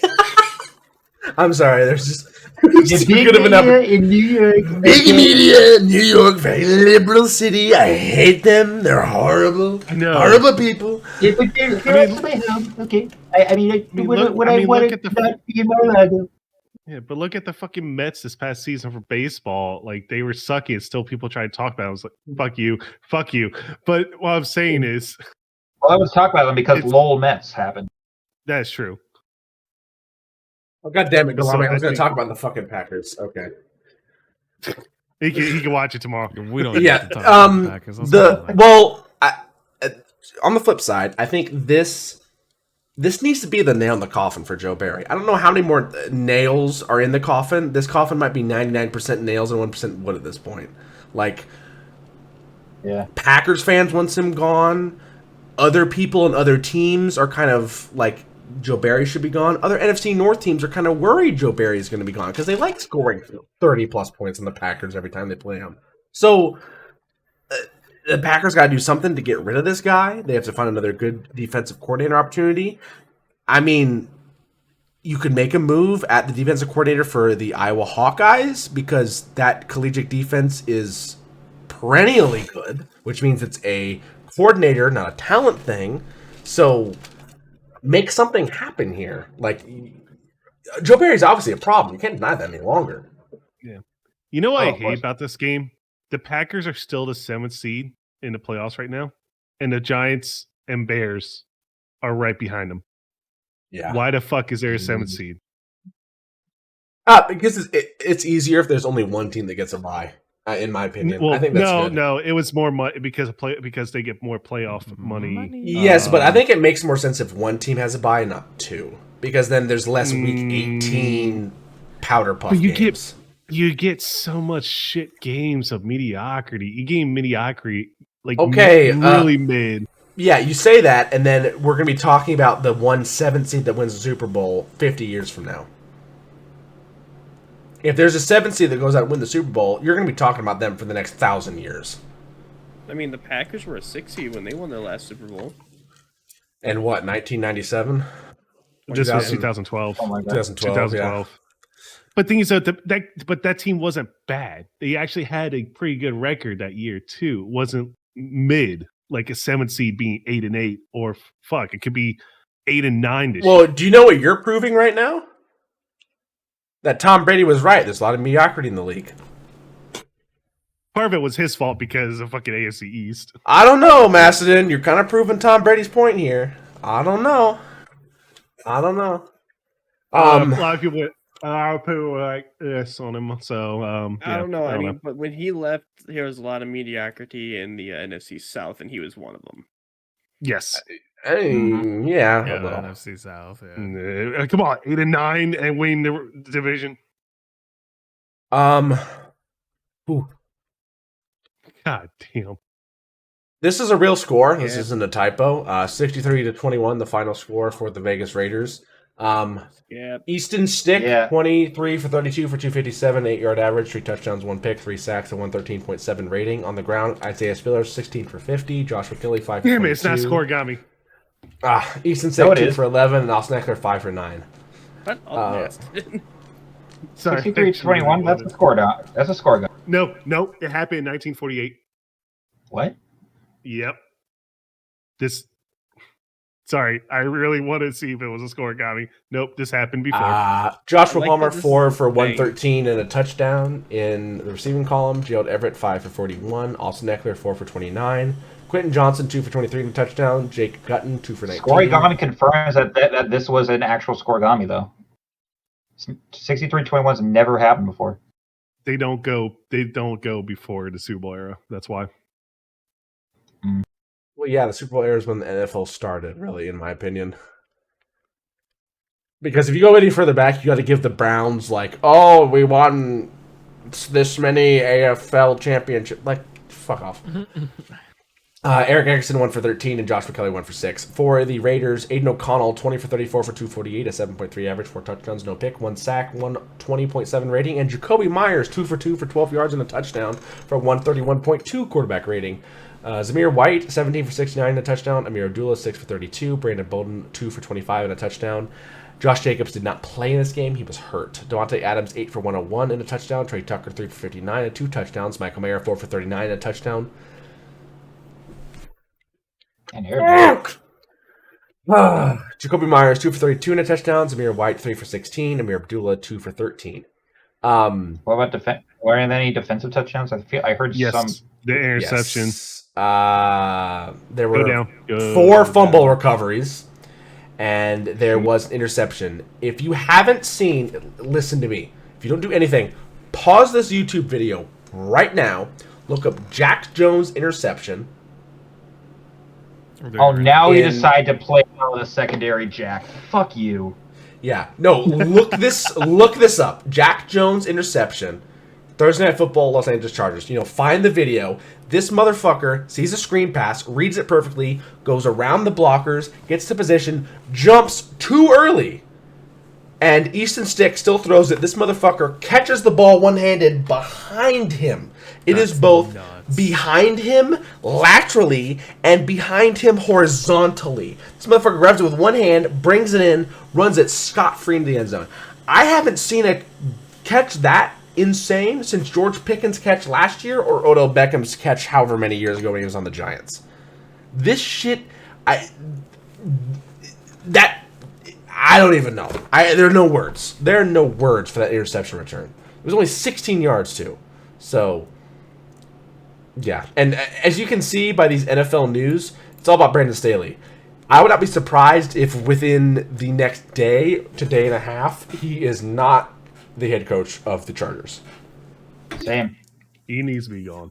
There's already a million memes I'm finding on Twitter right now, just people wanting Brandon Staley fired and him waking up tomorrow and be like, I guess I don't have to come into work today. Yeah. Let me see. Oh, okay. Now I just saw it. That was like that. That was crazy. Yeah. Amazing play. Amazing defensive play.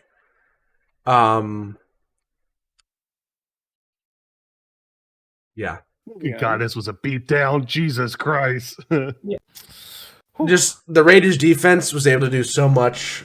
And also Easton Stick, I mean, he is a 28-year-old quarterback out of North Dakota State. That's not at all. Yeah. It was The Chargers probably wish they kept Max Duggan. I'm going to be real. I'm going to be completely real with you. Chargers wish they didn't destroy. Chargers wish they didn't hurt Justin Herbert. I mean, the Vegas Raiders still have an opportunity to win the division. After not putting up any points last week, they put up the most in franchise history and the second highest all-time halftime lead at 42, which is tied with the Packers from a game against the Bears in 2014. The crazy thing is, of course, it's against the Bears. There are 4 more games left in the season. The Vegas Raiders could win all 4, end the season at 10-8, and the Chiefs could lose all 4, and the Vegas Raiders would win the division if the Broncos also comply. This is a weird season. This is. I mean, we said that last year. Yeah, the NFL scriptwriter is just smoking more crack this year. That's what I feel like it is. Cocaine's a hell of a drug. We have finished our coverage of last week. Let's go ahead and look at the playoff picture. There are a few more teams eliminated from the playoffs. Obviously, the Patriots are eliminated and the Panthers are eliminated now. On the cusp, Bears, Cardinals, Commanders for the NFC, and then Chargers, Titans, Jets, and Raiders for the AFC. In the playoff contention, Ravens at the 1 spot leading the AFC North, Miami Dolphins at the 2 spot leading the AFC East, Kansas City Chiefs leading the AFC West at 8-4, and Jacksonville leading the AFC South at 8-5. In the 3 wildcard spots, Browns 8-5, Pittsburgh 7-6, and Indianapolis Colts 7-6. There's still a possibility that for the first time in NFL history, 4 teams, which is the entire division, could make it into the playoffs. There's still a possibility that the Browns, Steelers, Ravens, and Bengals could all make it into the playoffs for the AFC. This still solidifies my fact that the best division in football history is the AFC North, followed closely by the NFC East. I mean, objectively, there are stats for this. Just in the hunt, Houston 7-6, Broncos 7-6, Bengals 7-6, Buffalo 7-6, and then out of that, Raiders 6-8, New York 5-8, Tennessee 5-8, and Los Angeles 5-9, and Patriots 3-10. Eliminated. Thank you for reminding me. The San Francisco 49ers are the first team to clinch a playoff spot. They are 10-3, leading the NFC West. Cowboys, NFC East, 10-3. They're the division leaders there. Detroit Lions in the NFC North at 9-4. Definitely taking a step back. And then the Tampa Bay Buccaneers at 6-7, leading the NFC South. Jesus Christ. In the 5 spot, a whole 4 games better than the Tampa Bay Buccaneers, but just because of division standings, they are down to the 5 spot.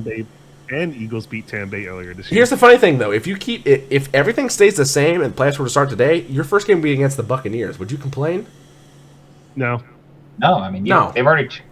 I know, but I'm just laughing about it that the Eagles did beat. I am not going to lie to you. The Philadelphia Eagles being in the 5 spot this year in the NFC might be better than being in the 1 spot. I'm not lying to you. Obviously, home field advantage is one thing, but playing the Tampa Bay Buccaneers as the first game is a fucking cakewalk with a capital C-A-K-E. Yeah, think of it as getting payback in 2021 when they beat you thanks to Jalen Reagor's 2 muff punts.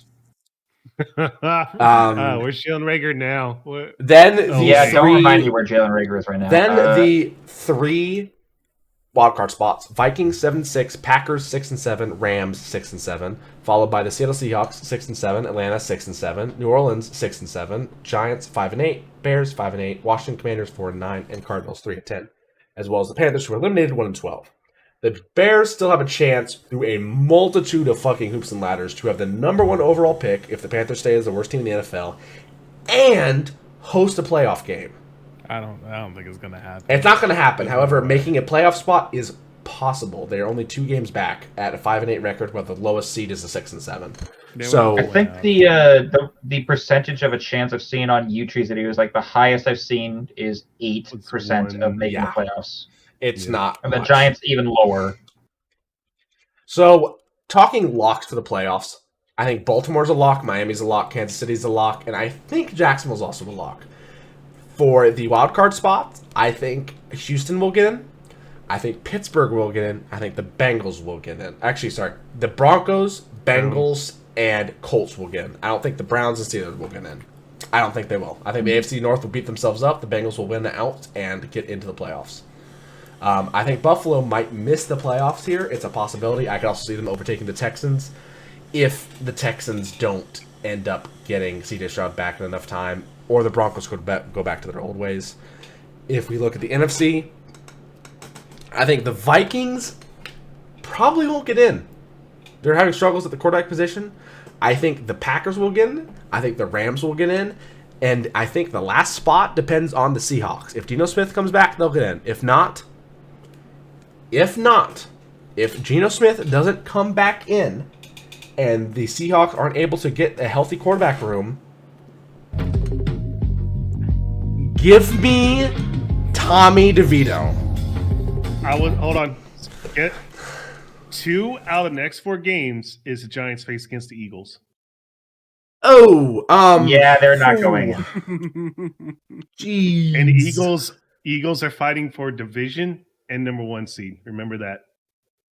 Yeah, and they're going to be pissed after that game against the Cowboys. And here's the Eagles' next 4 games: Seahawks, Giants, Cardinals, Giants. So what if? Meanwhile, I play the Chiefs next week and still have a game against the Bills that are still hungry for a playoff spot as well. What will you do if Tommy DeVito beats you once, Macedon? If it's, are you saying like actual like trying Eagles to put their starters in? If you don't lay over and just like don't care. I've got Chiefs, Broncos, Bills, Jets still left on the docket. Patriots already eliminated, so the best I can do is just try and ruin the Broncos' chances. I'll get Sidney Crosby jersey. You'll get a Sidney Crosby jersey if the Giants win. Oh my god. Okay. Damn. And then I'm gonna burn that jersey after the podcast. Oh man, all right. But yeah, that is the playoff picture now. We have taken a lot of time already. We're sitting at 2 hours and 30 minutes already for this thing. Let's go ahead and sidetrack this episode. Yeah, very sidetracked. Let's go ahead and get into gambling with Gorlami, and then we'll go ahead and get into the predictions for next week. Here we go. Money talk. You're contractually obligated.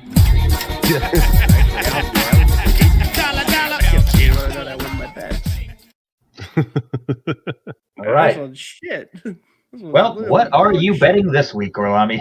My life savings. All right. Goodbye to $24. I will say I am working on asking my coworker to send me videos every Wednesday of a parlay he's doing and his overall win-losses in betting every week. So we'll have low-level bets with Gorlami, and then for my coworker, we'll have I think he puts down almost $5,000 a week in betting. So I don't. Jesus Christ. Yeah. Why? Yeah, I don't. I couldn't do that to myself. Anyways, starting her out. Even though he beat me, I'm taking the Italian Paisano. Tommy DeVito, very nice. Running back position, we had AJ Dillon for money's sakes. Bijan Robinson. My main wide receiver here is going to be Deebo Samuel. Rashee Rice, because out of all the receivers that Chiefs have, he is the one that's the most consistent. And Romeo Doubs, because if there's no Watson, then it's either Doubs or Reed. I don't really have another choice. Taking Johnson in the tight end position from the Saints. Cooper Kupp. In Kupp we trust. And for defense, taking the Packers because they are playing Tampa Bay. All right, and now for a new segment, I'm having Gorlami every week cook up a 3-leg parlay, and we're calling it. I think I picked 3 of them. Yeah, we're calling this Gorlami's third leg. Here we are. Even though I can't actually make the bets on them. Yeah. But let me pull it up on my thing. That way I can actually read it. I don't remember. Fuck. Shit. All right, I picked the Ravens-Jaguars game. And the 3 overs I picked were the Baltimore Ravens. For total team points over 22.5, and for total touchdowns over 2.5.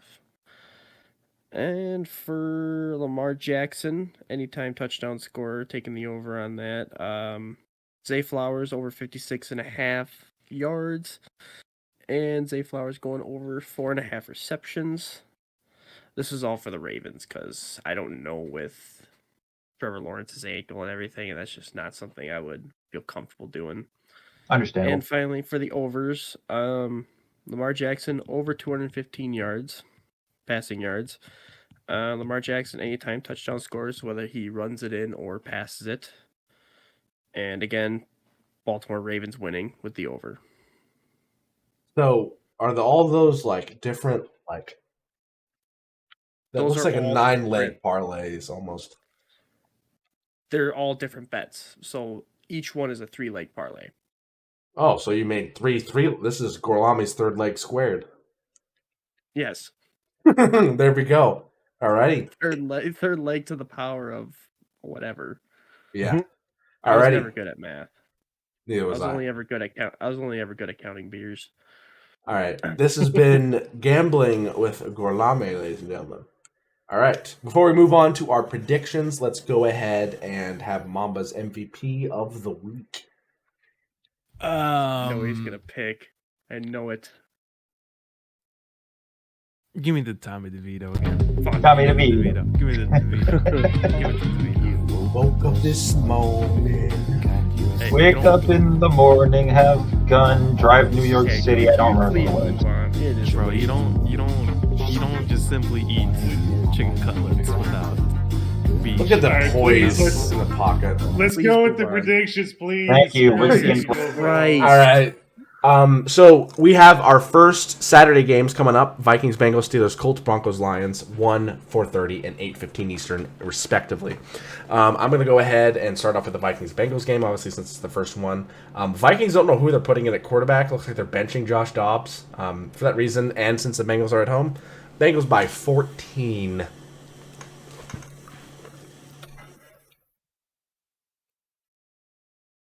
Sorry, I'm spacing out.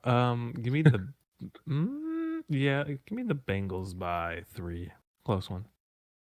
Cincinnati by 11. We're not doing this again. I'm doing it. I Cincinnati by got so 10. many points from it. Fuck you. So stupid. Yeah, you see him. He had the second best record. He had 11-6 last week. You went 7-7. You should learn something from him. Yeah, but this is like my first bad week. Besides the one where we're all shit. Yeah. Don't give me that shit, Lab. Fuck you. Come on, let's go, Gorlami. It's late. I said Cincinnati by 10. Okay. Cincinnati by 9. All right, Steelers Colts. I want the Colts to win, and I think the Colts will win. It's at home. They're going to bounce back from their loss to my Bengals. I think they'll win by 3 in a close one. Yeah, I'm gonna go Colts on this one. Yeah, they're gonna bounce back. So give me Colts by 7. Colts by 8. Minshew Mania by 10. Colts by 10. All right, final game of the Saturday slate, Broncos-Lions. Should be a good game. Lions need to turn it around, and I think for this reason they will. They're at home. I think they'll be able to put the hurt on the Broncos. I'll take them by a 5-point win. Broncos country. Let's ride, baby. Let's get it by 3. Let's go by 3. Detroit's defense is being shit. Denver by 12. Sean Payton is going to get a foot up his ass from Dan Campbell. Give me the Lions by 7. Lions are going to be feasting on broken horse kneecaps. Lions by 10. All right, Bears Browns. Upset alert. Bears by 3. Oh, I don't know. Flacco's got that dog in him, dude. He's got that dog in him. Flacco's an elite Yo, quarterback. I'm rocking with Lob. You know what I'm saying? Give me Bears by 7. They're going to be. That Cleveland defense, though. Cleveland by 5. Give me Cleveland by 3. Hey, Bears defense is good too. It's been trending up. It's been trending With a up. question mark? Give me the elite quarterback at 7. Joe Flacco, elite quarterback. Anyway. Oops, too far skip there. Packers, Yeah, but- no, I just went too far. Buccaneers, Packers. Packers need to rebound off a bad loss. This will be a close game, though. I don't think it'll be a blowout. I think the Packers will win by 1 here. Packers are shit. Give me the Buccaneers Fuck by yeah. by 7. Give me the Bucks. I think it's Tampa I Bay. still have a deed to the Bears. I think it's Tampa Bay by 2. And San Fran has a deed to the Packers. Yeah, that's true. Shot fired. I just feel like Tampa Bay is not going to do well in the cold this time around, so give me the Packers by 7. I feel like the ghost of Scotty Miller will propel them to a win. Buccaneers by 3. All right, Texans, Titans. CJ Stroud is still questionable for the game. He has a concussion going through protocol. We'll see whether or not he plays. Doesn't matter. This man does not care. He does not care. I'm taking the Titans by 7. Give me the Mayo Man himself by 3. I think it's going to be Tennessee by 8. Give me the roided up mayonnaise by 3. Hellman's new spokesperson by 10. Okay, Jets, Dolphins. Dolphins need to come back win after a bad loss to the Titans. Jets coming off a high, they'll bottom out here. I think the Dolphins win in a big one by 21. I'm expecting a blowout here. Give me the Fins by 14. Yeah, Miami by 16. Dolphins by 14. Dolphins by 20. Can't think of a funny way to call it. Hey Siri, give me a number between 1 and 100. Oh my god. It's That was going. 36. Chiefs by 36. Okay, Chiefs by Stafford is, you might be 21. right. Chiefs by 21. Kansas City by 11. It's going to be so many drops. Return of the pegging. Chiefs by 21. Take You guys keep playing this Take like the I Patriots. Damn Take it. the like I Patriots. care anymore. Take the Patriots. No. I could in good faith I cannot. It's the Chiefs. They're getting pissed off after last week. Give me Chiefs by 16. Kadarius All right. Toney's going to actually line up on Saints, side. Giants. It's in LA. You got, LA. Tyrone Matthew. LA. It's in NOLA. LA. Or sorry, Los Angeles. New Orleans. Sorry. No. LA. Louisiana. New Orleans, Louisiana. Los Angeles. Louisiana. I've had a bit to drink. Fuck off. So it's in Louisiana. It's in Louisiana. It's in New Orleans. They got Derek Carr. They got Alvin Kamara. They have Davenport. They have Tyrann Mathieu. Giants by 3. Okay. Give me the Paisano by 7. Fucking Pete Carmichael's a fucking shitty ass coordinator. Giants by 5. The Giants by 7. No way you picked the Giants. No way. No way, bro. Look, we also beat the Saints. So, I mean, if they can't beat the Saints, it's a problem. Who was their quarterback Yeah. again? The Saints? Derek Derek Carr. Carr, if he's not Derek hurt. Carr. A broken Yeah. Derek Carr. Oh. A broken down Derek Carr. He's got like parts falling off him. Like. And on that note, Giants by 10. All right, Falcons, Panthers. I don't think the Panthers are winning this game. Triple I'll fight take of the week?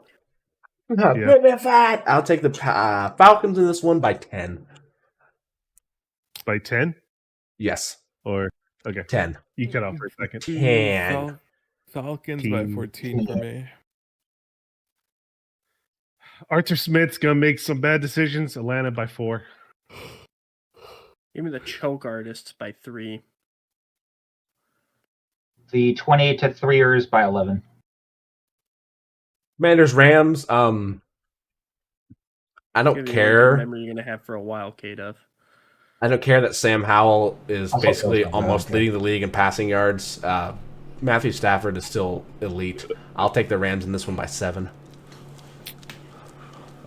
Give me Cooper Cush's team by 7. Or no, by 14. Ron Rivera's checked out. Rams by 12. Yep. No, in most situations, I go against the Rams here, but they're playing the Commanders, so I don't have a choice. So give me the Rams by 7. Yeah, normally I'm the one chanting beat LA, but in this case, Rams by 5. Hey, notice how it says CA this time, Lob? That means California. Shut up. Arizona and the 49ers. Get ready Siri, give me for another number. SmackDown. 49ers by 21. Can you do 49ers something for by me? 36. Damn. San Fran by 25. God fucking damn it, Maston. Stop it. You know, Undercutting. It's working. Give me It's the 49ers working. Give me the 49ers by 24. How's it working when you're in last place, brother? It's Oh. for one Oh, week. Jesus Siri, Christ. give me a number Jesus, between, Mamba, you have to do them 1 like and 10. that. Holy fuck, Mamba. God damn. Didn't record. Siri, give me a number between 1 and 100. Oh, God. Really? Okay. 28. 49ers by 28. Really? Okay. Cowboys, Bills. Ugh. Cowboys are coming off a win, so they're overconfident, and they'll probably fall a little bit. And I don't want to make the same mistake as last week when Wuzzy made fun of us for all taking the Chiefs, but at the same time, the Cowboys are 10-3, and the Bills, I don't. Fuck, this is a tough one. I'm taking the Cowboys by 5 in this one because I don't think I've taken them all year. Well, I probably have taken them in some of their fucking cheapskate games, but at the same time, yikes. Yeah, I mean, the Bills aren't winning convincingly, especially against Kansas City last week, so I'm still going to take the Cowboys. I don't think anyone wins convincingly over Kansas City, though. Those are always tough games. By how much, Mamba? 7. Fuck Dallas. Fuck Mike McCarthy. Fuck Dak Prescott. Fuck the whole Dallas. Fucking Dallas. Not Dallas. Buffalo by 5. Fuck Freudian Dallas. slip. Freudian slip. Freudian slip. Jerry World, I'm tired. my I've been ass. drinking. Give me the Bills by 3. I got you, Muzzy. How about them Bills by 6? How about a Muzz? Yes. All right. Ravens, Jaguars, Sunday Night Football. I'm taking the Ravens this one, even though I don't want them to win. I think they will. They'll win this one by 14. Who will win? Ravens by 14. Yeah, I mean, if Lawrence is out, it's Ravens by 21 for me. Doug Peterson will make him play somehow. Horse tranquilizers and fucking Viagra. Here we go. Yeah, Baltimore by 11. Ravens by 10. I'm going to keep prices writing you motherfucker. He's so pissed off for no reason.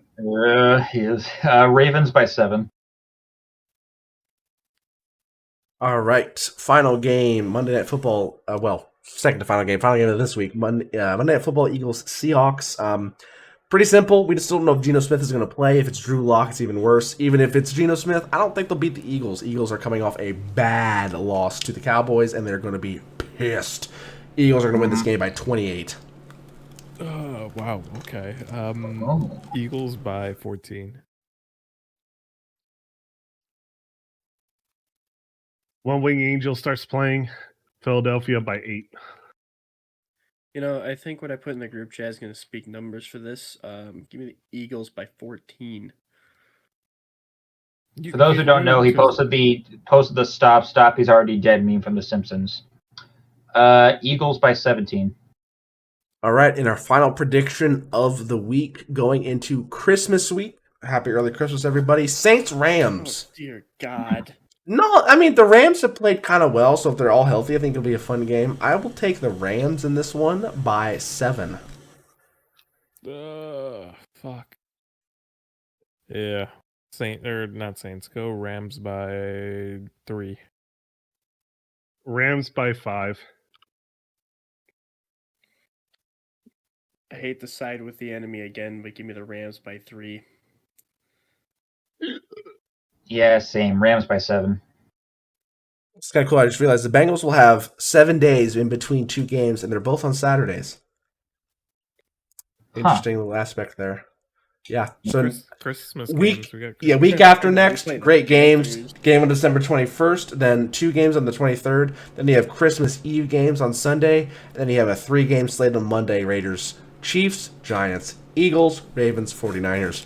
Raiders, Chiefs might not be close. Giants, Eagles probably won't be close. Ravens, 49ers will be a great game. could be a Super Bowl preview. Hot take. So that'll be good to look forward to. 2013 Super Bowl. Yep. So with that kind of wraps it up for us. Did we have any comments on last week's video? No, we did not. I checked. No. All right. Well, good. Make sure you follow us on TikTok. KDF is running that account, and we're pushing out videos every week. Soon we'll probably have clips of the podcast in general about some of the hot takes and Gorlami's hate on the Portuguese people. Probably now transferred to the Italian people. Any out of pocket thing, Mom. Any out of pocket. Gorlami, I forget. Did you catch the part where I said that the NFL is going to be playing a game in Brazil next year? Any thoughts on that? They're playing in Sao Paulo, Brazil. They should be speaking their own language, not fucking. I mean, look, it's bad enough that Portuguese, when you select it in like the settings of a game or an app or anything, the flag that they put with Portuguese is the Brazilian flag. It's kind of funny. Just nuke Portugal. It is kind of funny. Or let Spain take it over. Or let nuke Spain Portugal. Take it over. Okay. All right, Gorlami. All right. Yeah, why not Lisbon NFL? What the fuck? I don't know if it's big. It's big. Like football's decently big in Germany and London, and they're trying to expand, I guess, in South America. There's a ton of people in Brazil. I can see why they're doing it. It's not a bad idea. Why? Luxembourg? You realize they're not going to build a stadium. There has to be a stadium already. There's stadiums in Sao Paulo because of soccer. Let's play an NFL game in Morocco. Honestly, I don't know why they haven't played an NFL game in like Tokyo yet. I know baseball's big there, and NFL probably won't catch on as much, but it could be decently big. I'd like to see a crowd in Australia during an American football game. Oh yeah, there's a ton of Australian punters. There's a ton of guys like Jordan Mailata who have come from rugby backgrounds, who's from New Zealand. It'd be great to have a game in like Oceania somewhere. I can't tell if Madsen's just disappointed or if he fell asleep. Probably both. All right. Why is that Mastodon? Anyway, we're about to hit 3 hours on this motherfucker, so let's go ahead and call it here. Yeah. For myself, for Mastodon, for Mamba, for Garlami, and for K-Duff, thank you for watching the Football Stooges. Make sure to comment any questions or ideas that you have, like the video, and follow us on our YouTube channel. Also follow us on the TikTok that K-Duff has run now, and he's posting videos on that almost daily now, so there's some pretty good content there. But enjoy football. So I gotta walk up something for the Chargers Raiders game before I go to bed now. Oh yeah. Good luck with that. But yeah, enjoy football. Enjoy the holiday season. It is upon us. Whatever holiday you celebrate, have a happy holidays, a Merry Christmas, Happy Hanukkah, Happy Kwanzaa, whatever happy the holidays Yule. Are within there. Happy Yule. Happy Pule. Whatever. If I'm missing any, don't take it seriously. There's so many seasons inside. Saturnalia. If you are a pagan Roman, happy Saturnalia. But anyway, enjoy football, enjoy the holiday season, and as always, run the damn ball. Have a good night. God, I hate the Sopranos.